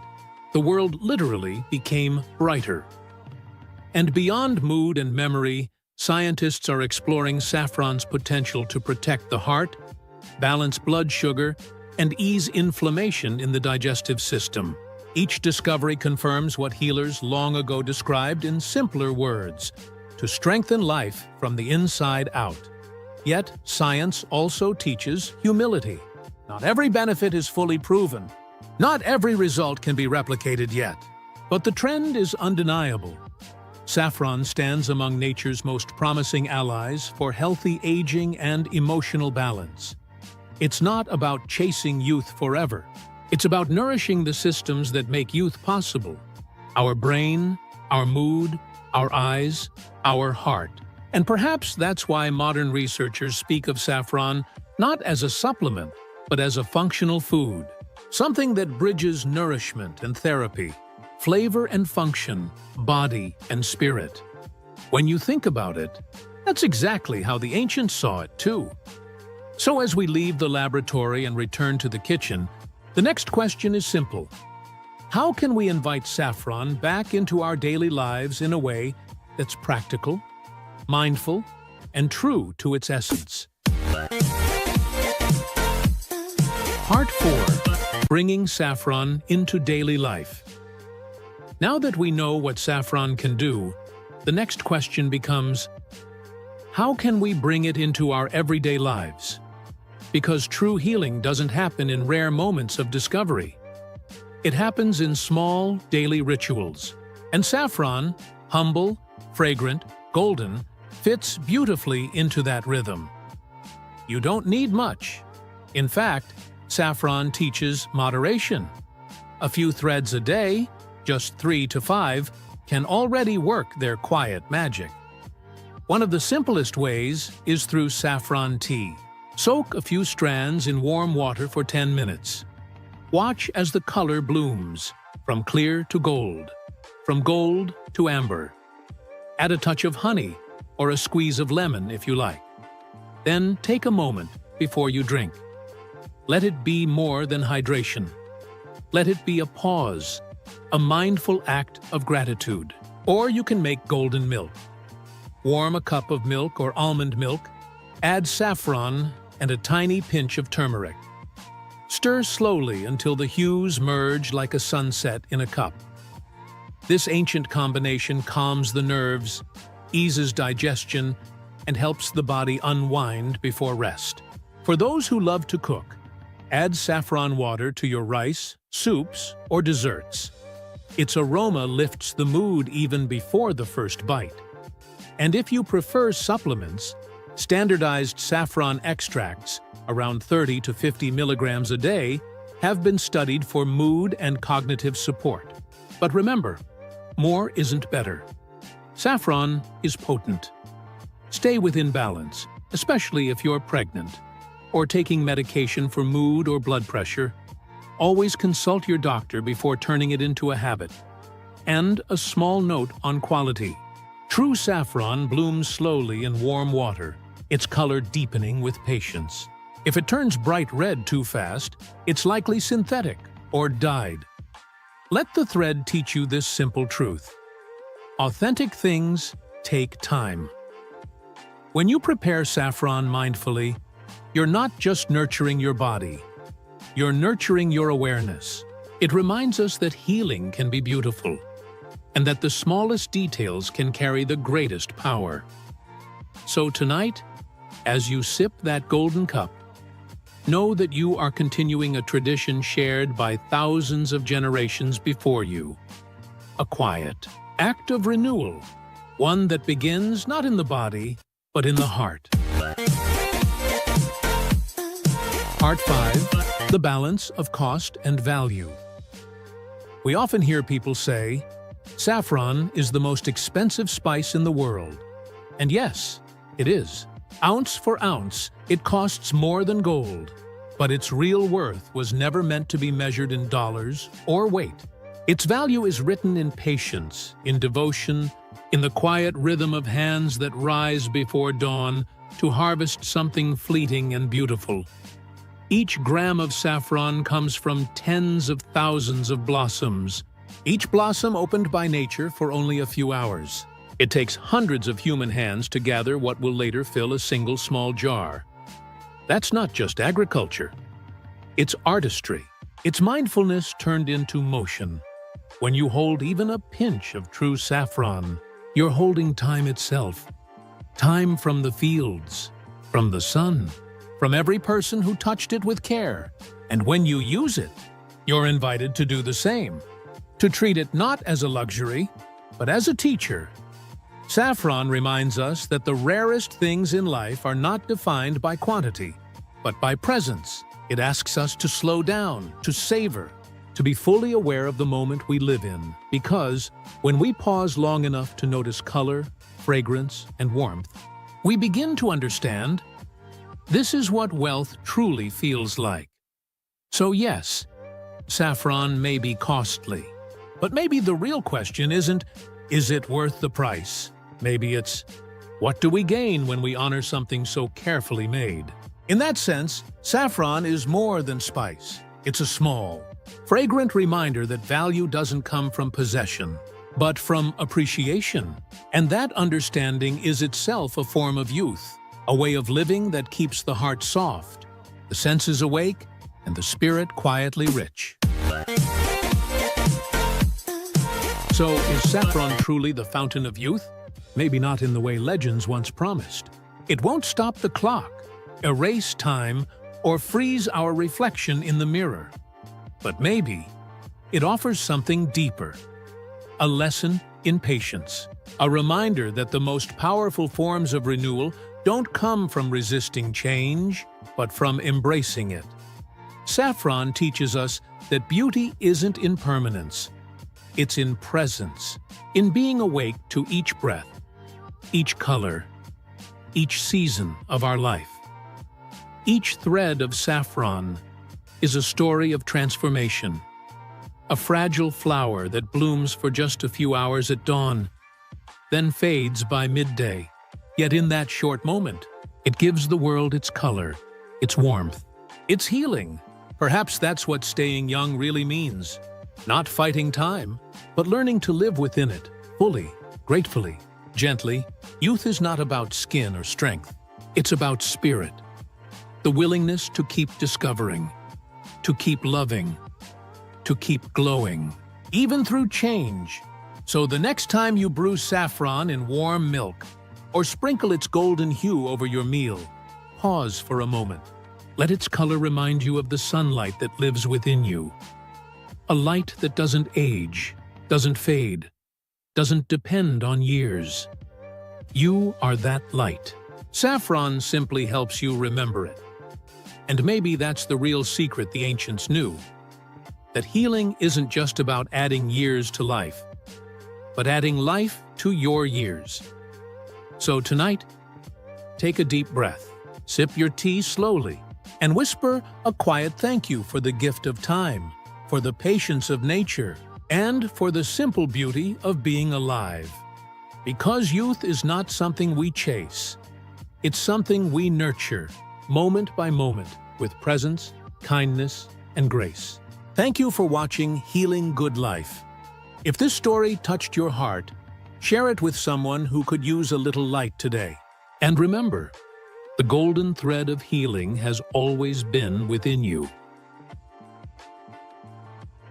We've all heard the phrase, "Eat your greens," but few people ever talk about the quiet power of purple. Have you ever wondered why nature paints some of her most healing foods in this rich, royal color? From blueberries and black rice to purple cabbage and sweet potatoes, these shades aren't random. They're a secret language of nutrition, a message from nature that says, inside this color lies something extraordinary. Before we go deeper, don't forget to follow Healing Good Life, where we uncover the science and soul of everyday foods and how nature quietly teaches us to heal, one meal at a time. Color is more than what we see. It's what our body feels. And purple, in the world of food, carries a very specific energy: balance, protection, renewal. Across ancient cultures, purple was the color of wisdom and longevity. Today, modern science is finally catching up, revealing that these violet hues are signs of compounds that guard your heart, your mind, and your cells. So next time you see a bowl of blueberries, don't just see color. See medicine. See nature's quiet brilliance, waiting to restore you. The science of purple, nature's built-in shield. So, what makes purple foods so powerful? It all begins with a natural pigment called anthocyanins, the compound responsible for those deep, vivid tones. Anthocyanins are part of a family of plant nutrients known as flavonoids, and they're among the most potent antioxidants found in nature. In simple terms, they fight oxidative stress, the same process that causes cells to age and weaken. Imagine your body as a busy city. Every second, millions of sparks, called free radicals, are produced by stress, pollution, and even digestion. Anthocyanins act like firefighters, extinguishing those sparks before they burn the city down. Scientific research supports this beautifully. A Harvard study following 93,000 women found that those who ate anthocyanin-rich foods twice a week had a 32% lower risk of heart attack. Another study from the American Journal of Clinical Nutrition discovered that people who consumed more blueberries and blackberries showed better cognitive performance and slower memory decline. But beyond the data, here's what's fascinating. Anthocyanins don't just protect. They activate your body's internal repair systems. They help blood vessels relax, improve circulation, and even influence brain signaling. So when you bite into something purple, you're not just feeding your body. You're tuning it, helping it function smoother, think clearer, and age slower. That's not just nutrition. That's intelligent eating. The Purple Heroes. 6. Foods that heal from within. Let's meet some of nature's most powerful purple healers. Each one, a quiet miracle wrapped in color and wisdom.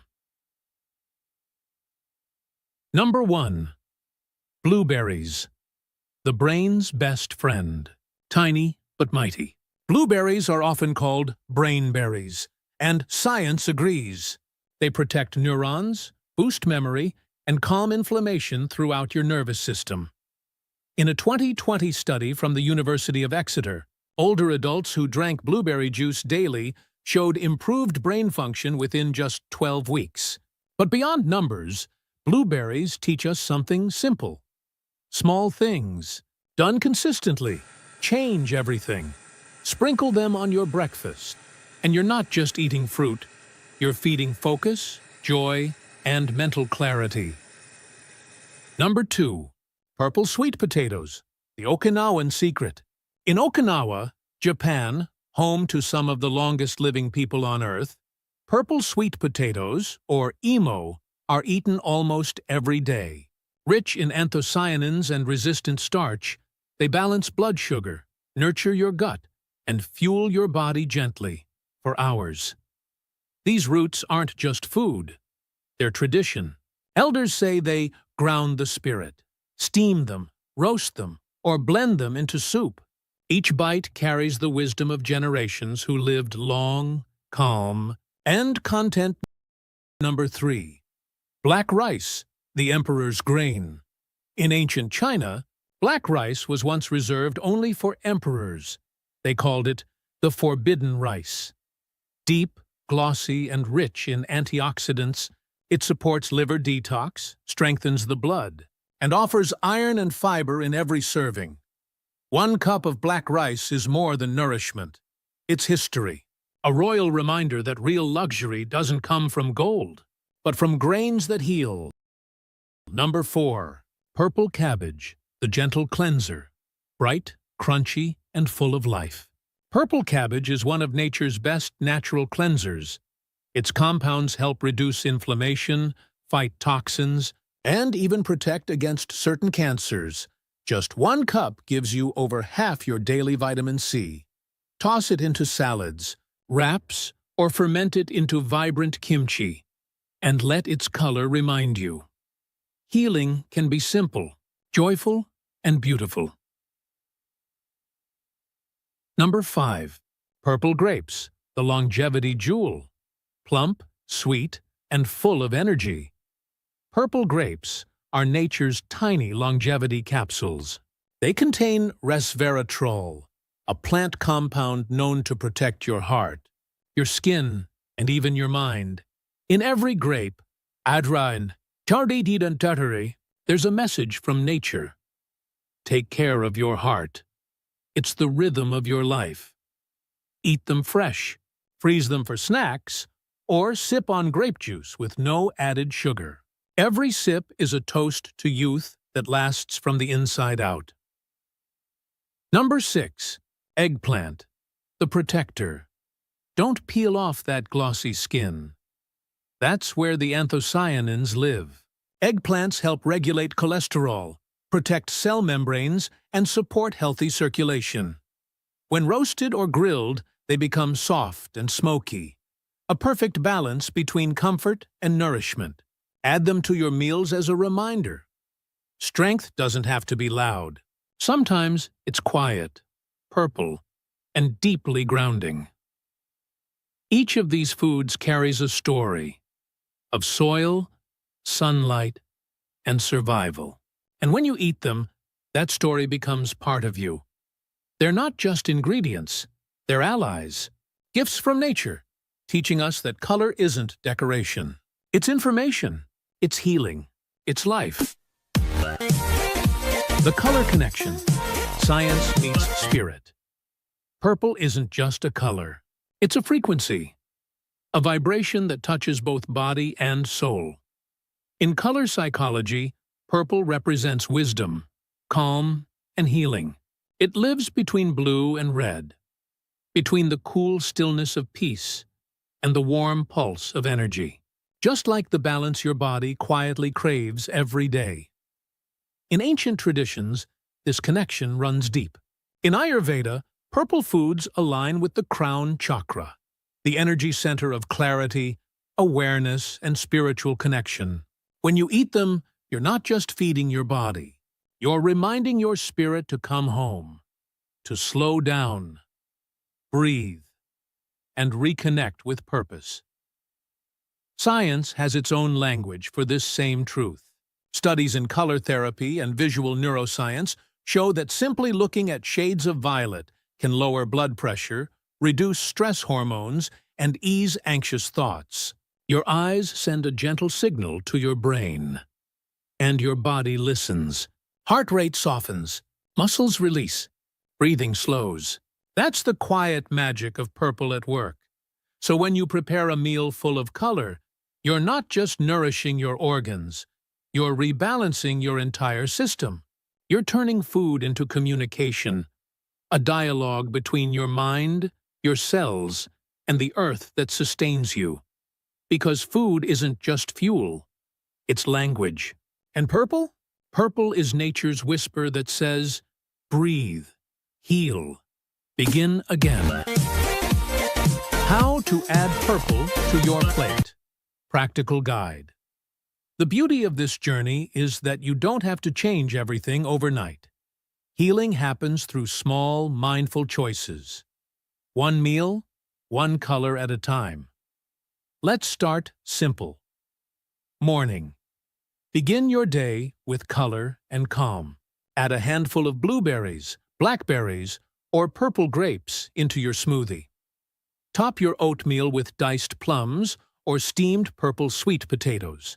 Sweet, earthy, and full of natural energy. Each bite reminds your body that nourishment can be gentle. Midday and lunch. Add shredded purple cabbage to your wrap, salad, or soup. Its crunch isn't just texture, it's vitality. Swap white rice for black rice once or twice a week.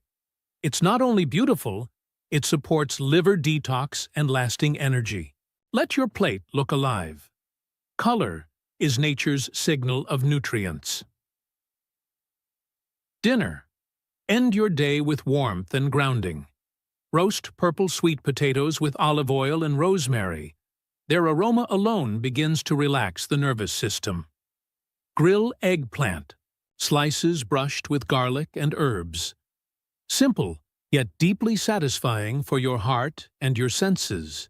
Drinks and rituals. Infuse your water with frozen berries for a subtle tint and antioxidants.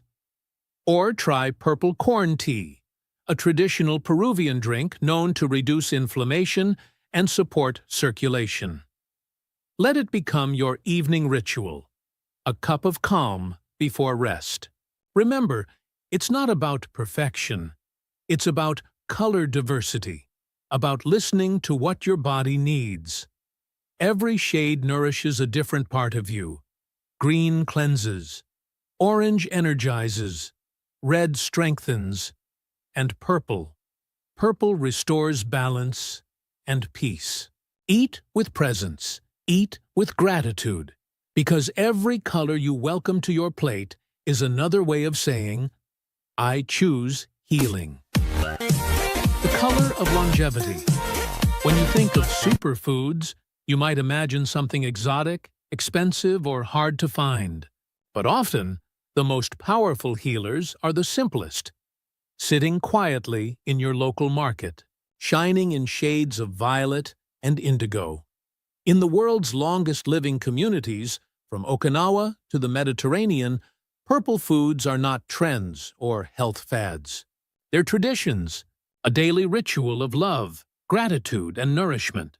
a way of saying, I honor my body enough to feed it beauty. So the next time you hear, eat your greens, remember, it's also time to eat your purples. Each bite carries not just nutrients, but nature's memory. A reminder that healing doesn't always come from medicine. Sometimes it comes from color, from balance, from the simple act of choosing what truly nourishes you. Because every shade of purple on your plate is a quiet promise of strength, calm, and a life lived in harmony with the world. Before you go, if this message touched your heart or opened your mind, take a moment to subscribe to Healing Good Life, where we share the hidden wisdom of nature, the science of healing, and gentle reminders that your health is a beautiful journey, not a race. Stay curious, stay grateful, and remember, every meal can be a moment of healing. Have you ever heard whispers about a tree they call the miracle tree? It's not a modern discovery. Long before nutrition labels and health fads, moringa was already growing quietly in sun-baked villages across India, Africa, and Southeast Asia. For centuries, families have turned to its leaves for strength, its seeds for healing, and its roots for survival. And yet, only now, in our supplement-obsessed world, the spotlight has finally found it. But what's the truth? Is moringa really a miracle? Or just another green powder in a fancy jar? From ancient Ayurvedic scrolls to modern laboratories, moringa has carried one simple promise: to nourish, to protect, and to heal, using the quiet wisdom of nature itself. So today, we're not chasing the next superfood trend. We're going back to what has always worked. Take a deep breath, and let's begin your journey with the miracle tree. Beyond the buzzwords, the science-backed benefits. Let's begin with what science actually says. Inside these tiny, emerald green leaves lies a quiet miracle of nutrition. Over 90 vitamins and minerals, 46 antioxidants, and all 8 essential amino acids that your body cannot make on its own. Gram for gram, moringa leaves contain 7 times more vitamin C than oranges, 4 times more calcium than milk, and 3 times more iron than spinach. It's no wonder people call it green gold. But moringa's real power goes deeper than numbers. Within each leaf are compounds like flavonoids, polyphenols, and chlorogenic acid, natural protectors that help the plant survive intense heat and drought. When we consume them, they protect us too. Modern research shows that moringa may help reduce inflammation by calming excess cytokines that cause chronic pain. Balance blood sugar through chlorogenic acid, the same compound found in green coffee beans. Lower cholesterol, improving heart health and circulation. Protect the brain, thanks to its antioxidants that guard neurons from oxidative stress. Support liver health by reducing enzyme levels linked to toxicity. In one 2020 clinical study, people who consumed moringa powder for 12 weeks experienced a 14% drop in fasting blood sugar and improved lipid profiles, a result comparable to mild glucose control, medication. And because moringa is rich in iron, magnesium, and plant protein, it can help combat fatigue and anemia, especially for older adults or those on vegetarian diets. In rural India, mothers have used moringa for generations to nourish their children through times of scarcity. Now, science finally understands why. These leaves aren't just food. They are one of the most nutrient-dense gifts nature has ever offered. When you nourish your body deeply, you don't just survive, you begin to thrive. Moringa and modern wellness. In today's world, our bodies face constant stress from screens, pollution, and endless rushing. Moringa acts as a gentle adaptogen, helping your body adapt to stress and restore inner balance.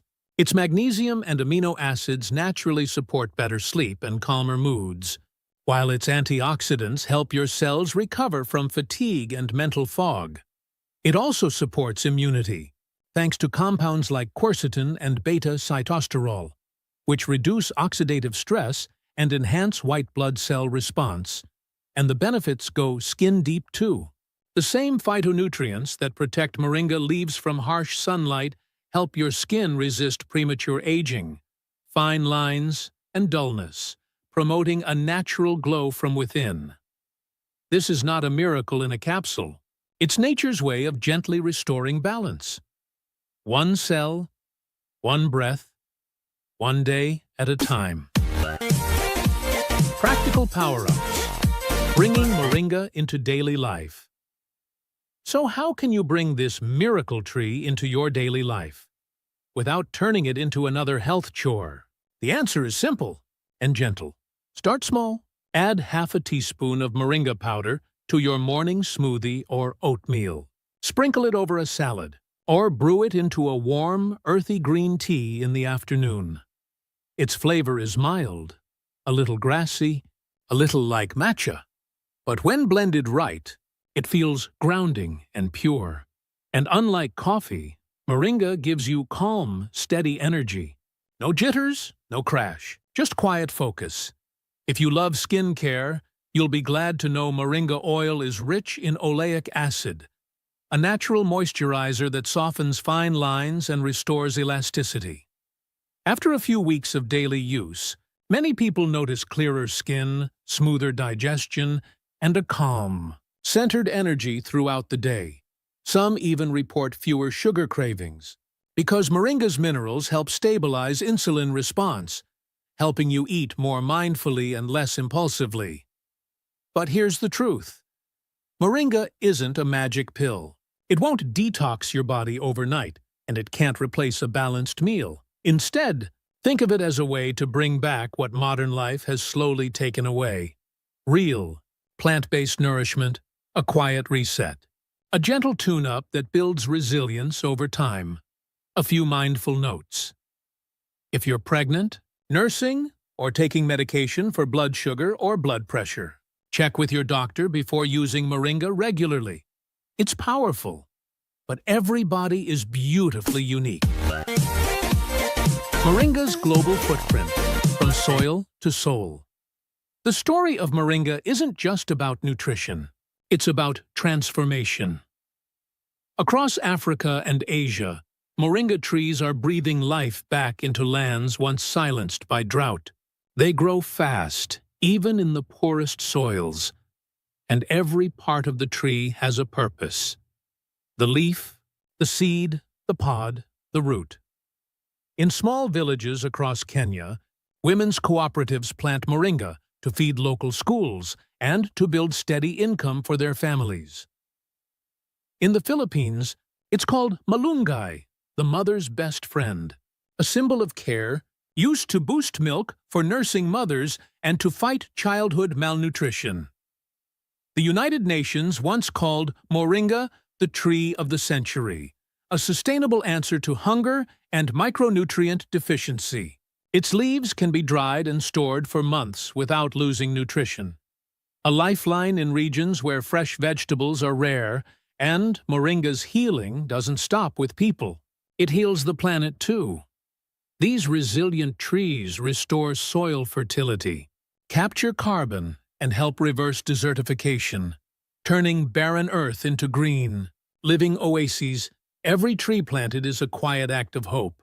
Every harvest, a story of resilience. So when you choose consciously sourced moringa, you're not just caring for your own body. You're supporting farmers, ecosystems, and generations to come. Because healing is never a solo act. It's a ripple from soil to soul. Your moringa journey. A mindful approach to healing. Now that you know what moringa can do, let's talk about something even more important. How to listen to it. Because healing isn't about doing more. It's about noticing more. About reconnecting with what your body has been whispering all along. Start small. Just 1 teaspoon a day. Notice how your energy shifts, how your digestion feels, how your skin, your focus, your mood begin to respond. If you've been living on fast, processed food, moringa may feel like a quiet awakening, a gentle reminder of balance your body has long been waiting for. And remember, moringa isn't a cure. It isn't here to replace healthy living. It's here to walk beside it. Think of moringa as a wise companion, a teacher from nature, reminding you to slow down, to breathe, and to nourish yourself deeply. Pair it with whole foods. Drink clean water. Move your body. Rest when you need to. That's when the real magic begins. In traditional medicine, moringa was known to cool the inner fire, reducing internal heat, easing tension, and restoring the flow of life energy. Today, scientists would call that reducing inflammation and balancing cortisol levels. Different languages, same truth. Moringa helps the body find harmony again. If you'd like to go deeper, explore trusted sources. The National Institutes of Health, the World Health Organization, and verified sustainable growers who honor both people and planet. Because how moringa is grown matters just as much as how it's consumed. The quiet wisdom of the miracle tree. Maybe moringa isn't just another superfood. Maybe it's something older, quieter, wiser. A reminder from the earth itself that everything we need has always been growing right in front of us. In its leaves, we find nourishment. In its roots, resilience. And in its shade, a whisper. Slow down. You are part of nature too. We live in a world that moves too fast, always searching for the next quick fix, the next promise, the next pill. But true healing doesn't rush. It listens. It roots itself. And it begins with small, intentional choices, like one green leaf stirred into your morning cup. So the next time you see moringa, pause. Think of the hands that planted it, the sunlight that fed it, the soil that held it steady. And remember, every act of nourishment is also an act of gratitude. When you care for your body, you care for the earth that sustains it. When you choose consciously, you become part of the healing cycle itself. Thank you for joining us on this journey through nature's quiet miracle. If this story touched your heart, subscribe to Healing Good Life, where science meets the soul, and every leaf has a lesson to teach. You love ginger, in your stir-fry, in your morning smoothie, maybe in that spicy ginger shot from your local juice bar. It's warm, it's comforting, it wakes you up. And for thousands of years, this golden root has been more than food. It's been medicine, a symbol of vitality and balance. From ancient Chinese healers to modern nutritionists, ginger has been praised for its power to calm inflammation, ease nausea, fight colds, and warm the heart from the inside out. But here's something most people don't realize. Even the healthiest things can become harmful when we overdo them, because there's a fine line between healing and overheating. Think about it. You start drinking ginger tea every morning, add a few slices to every meal, and maybe take those extra-strength ginger capsules because you heard it's good. Then, suddenly, your stomach burns. Your heart races and your body feels off. What happened? You didn't do anything wrong. You simply crossed the invisible line where your body's balance tips. That's what this video is about. Understanding that fine line and learning how to stay on the side of harmony. So today, let's slow down. Let's listen to what your body might be trying to tell you. We'll explore what really happens when you eat too much ginger, why it can backfire, and how to enjoy its powerful benefits safely and mindfully. This isn't about fear, it's about awareness, because true healing begins with listening. Part 1. The science behind ginger's power. Before we talk about what happens when you eat too much ginger, let's take a moment to honor why it's so powerful in the first place. Inside every golden slice lies a complex mix of natural chemicals, most notably gingerol, shogaol, and zingerone. They're the compounds that give ginger its heat, its fragrance, and its healing magic. When you drink a cup of ginger tea, these compounds move through your bloodstream like tiny messengers. They help calm inflammation, ease pain, and support digestion. They even protect your cells from oxidative stress, the kind of internal rust that speeds up aging and disease. Modern research has started to catch up with ancient wisdom. A 2020 study published in the Journal of Nutrition and Metabolism found that ginger helped lower markers of inflammation in people with chronic pain.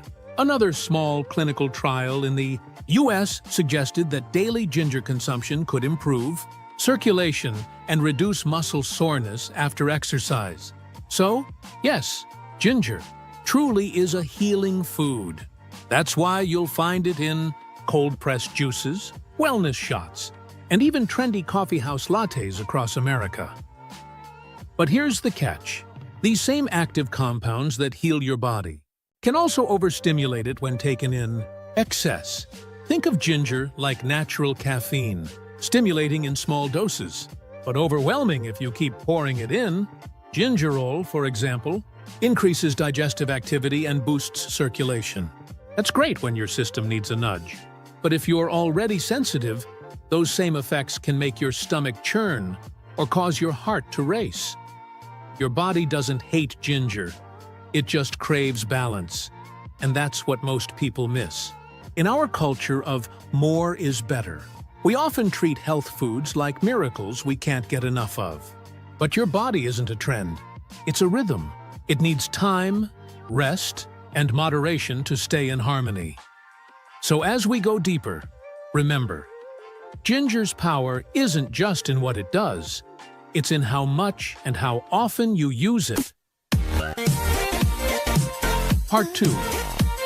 The stomach speaks first. If your body could talk, your stomach would probably be the first to whisper, "Hey, slow down with the ginger." Because this is where it all begins. In small amounts, ginger is your stomach's best friend. It helps your digestive enzymes flow, settles nausea, and soothes that heavy feeling after a big meal. That's why many people in the US sip ginger tea after a rich dinner or a long flight. It feels warm, cleansing, grounding. But when you take too much, that same warmth can turn into fire. Here's why. Ginger stimulates your stomach to produce more acid, which helps you digest food faster. But if your stomach is empty, or if you've been drinking concentrated ginger shots every morning, that extra acid has nothing to work on. It begins to irritate the lining of your stomach instead. At first, it feels like a gentle burn, a warmth rising behind the chest. Then it becomes more uncomfortable. Bloating, gas, cramps, or even that familiar sour taste creeping up your throat. Doctors call it acid reflux. Some nutritionists even refer to it as ginger reflux. It's not dangerous, but it's your body saying, enough. And here's the ironic part. Many people double down. They think, if my stomach hurts, I'll take more ginger tea to fix it. But that only fuels the fire. A study from the American Journal of Gastroenterology noted that ginger can increase gastric motility.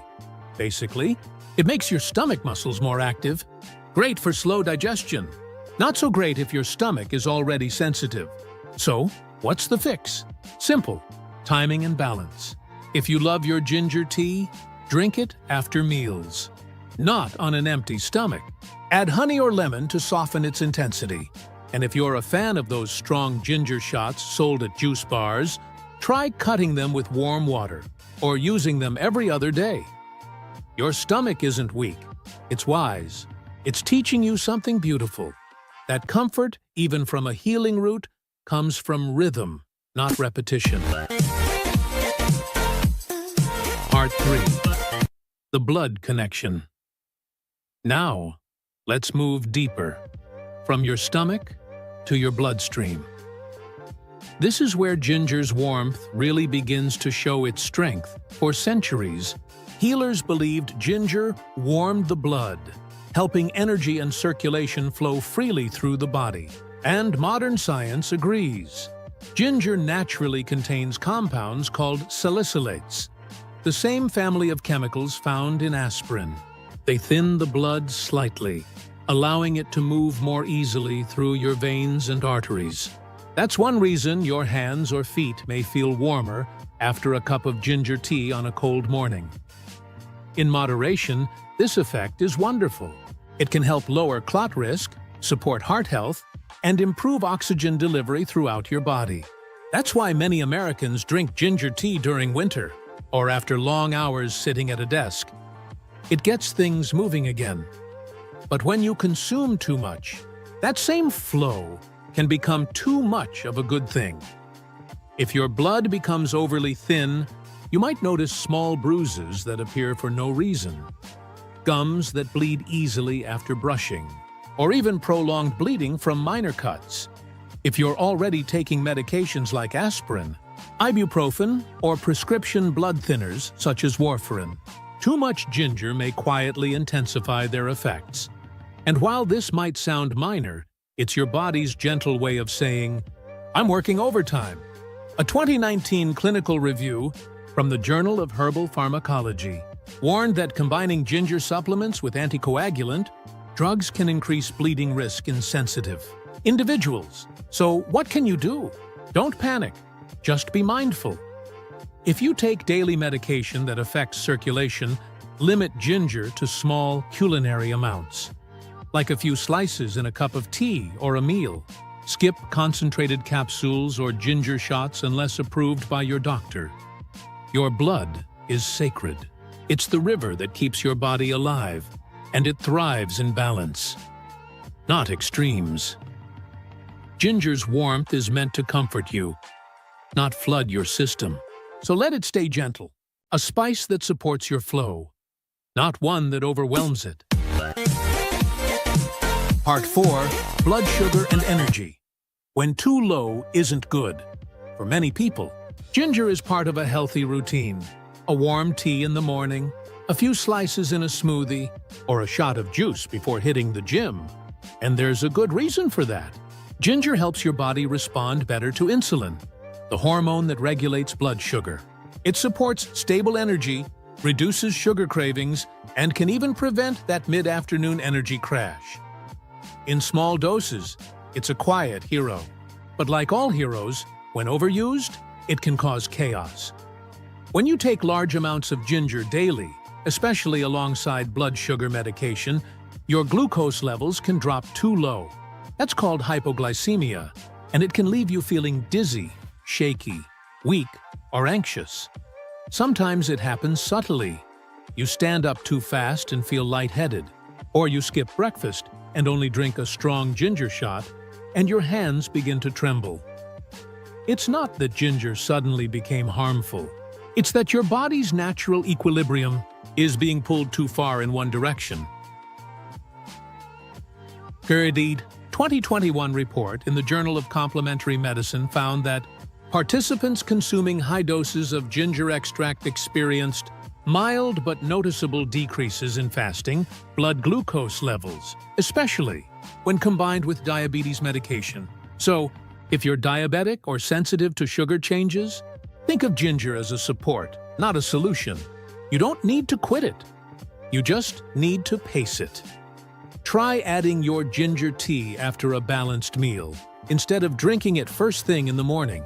Pair it with foods that naturally stabilize energy, like oatmeal, yogurt, or nuts.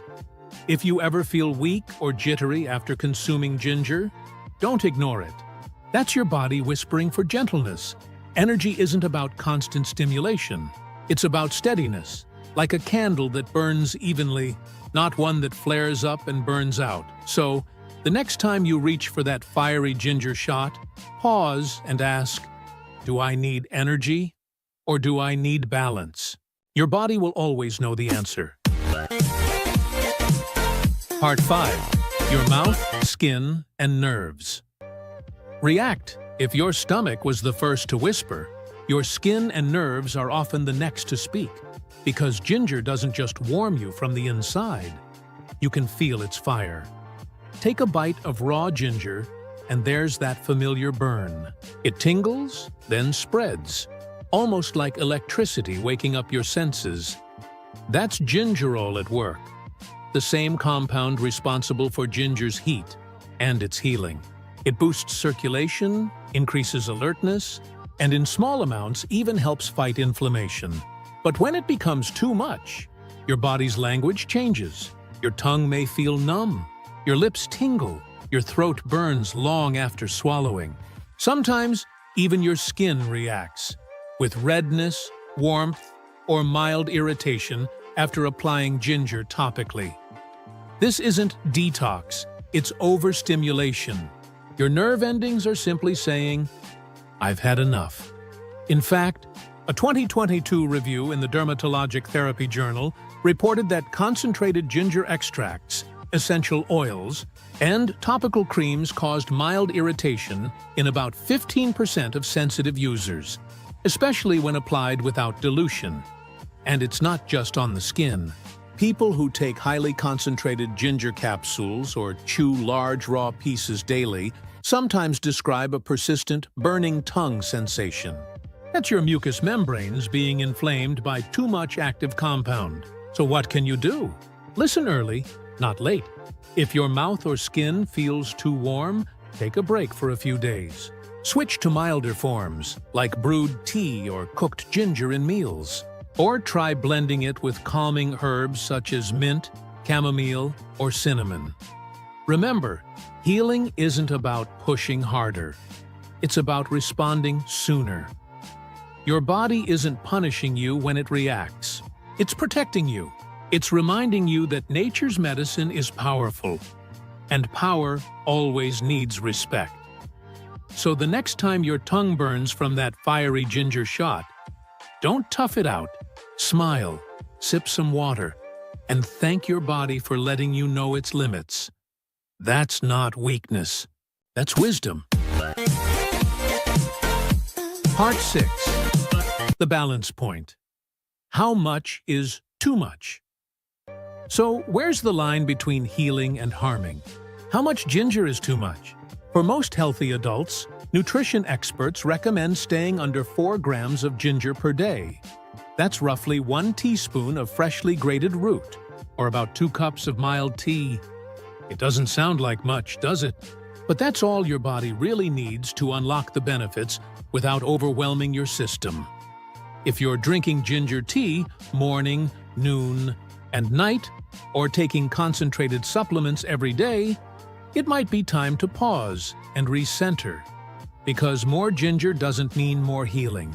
Sometimes, more means more stress on your organs, your stomach, your liver, even your heart. Ginger's compounds work best in small, steady rhythms.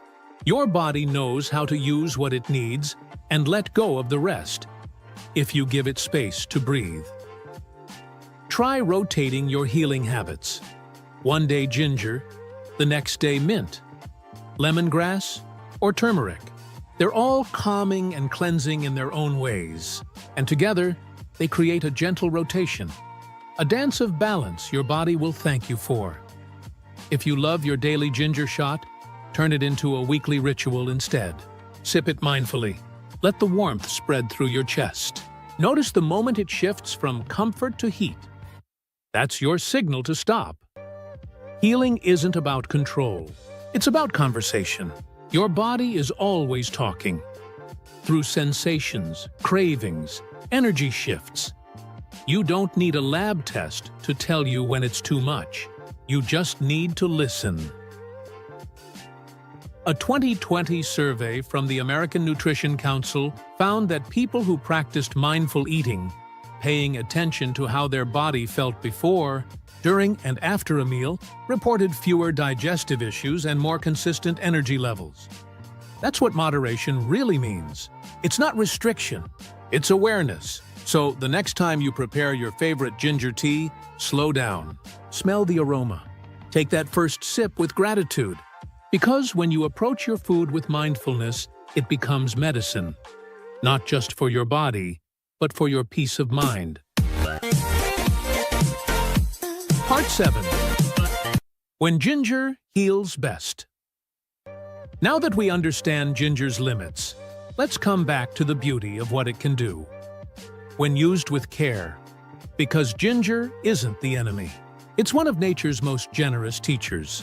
Used wisely, it supports you in so many ways. It warms the body on cold mornings.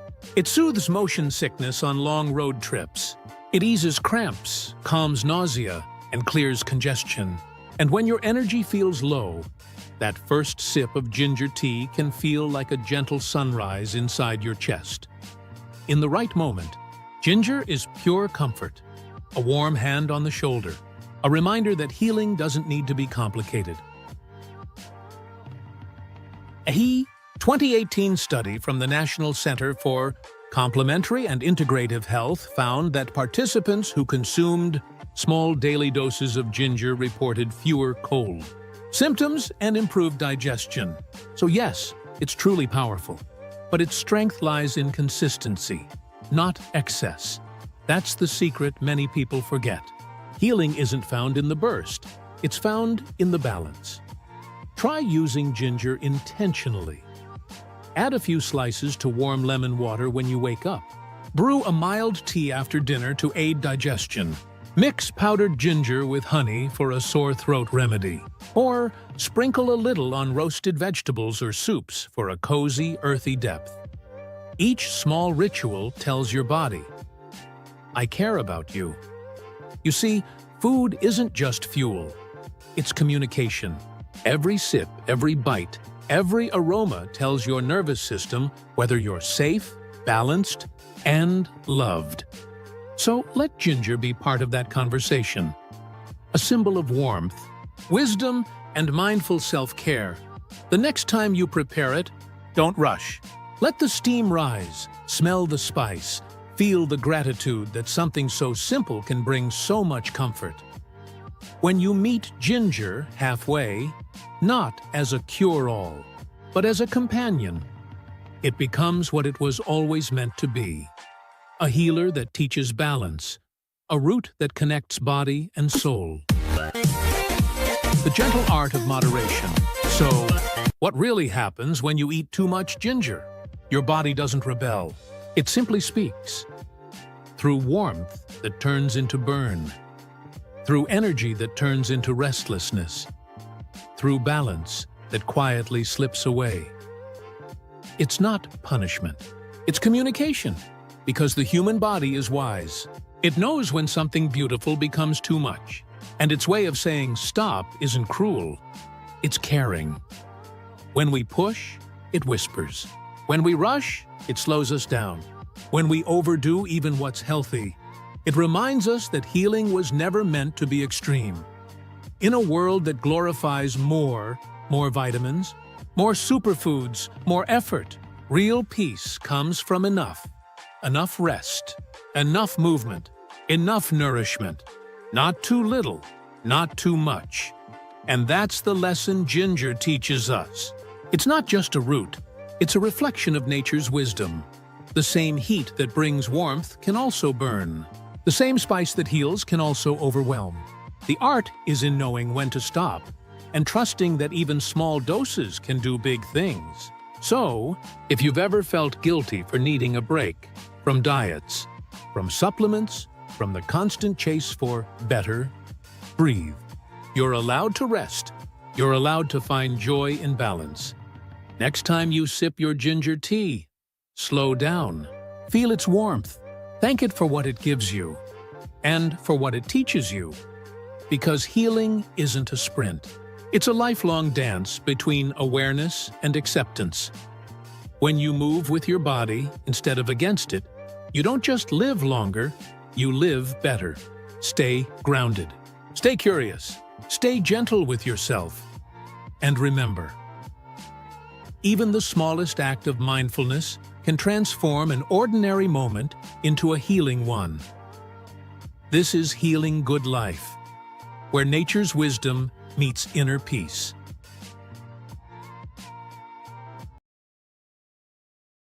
You've probably seen dragon fruit before. That bright pink, exotic fruit that looks almost unreal. Some call it the jewel of the tropics, but most people only see the beauty, not the power that lies within.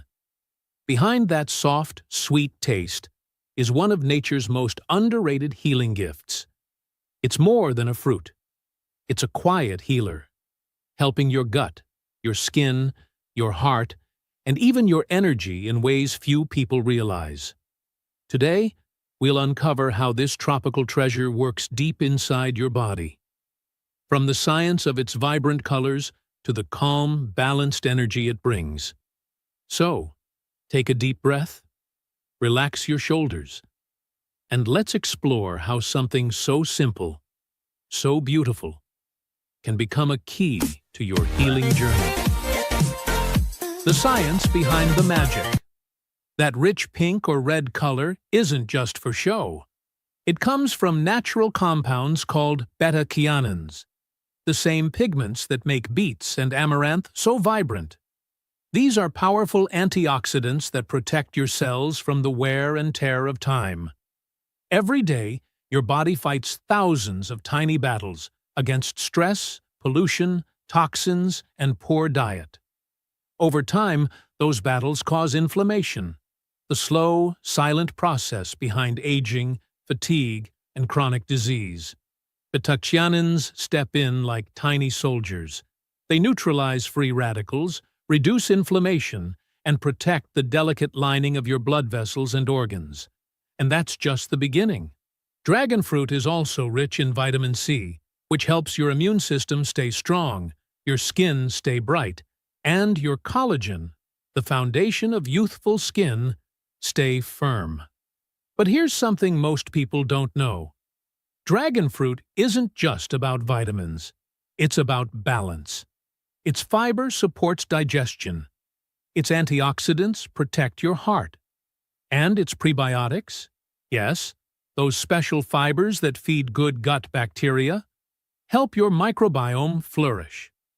When your gut is healthy, everything else follows. You digest better. You sleep better. Your mood improves. Because your gut isn't just about food, it's your second brain. So,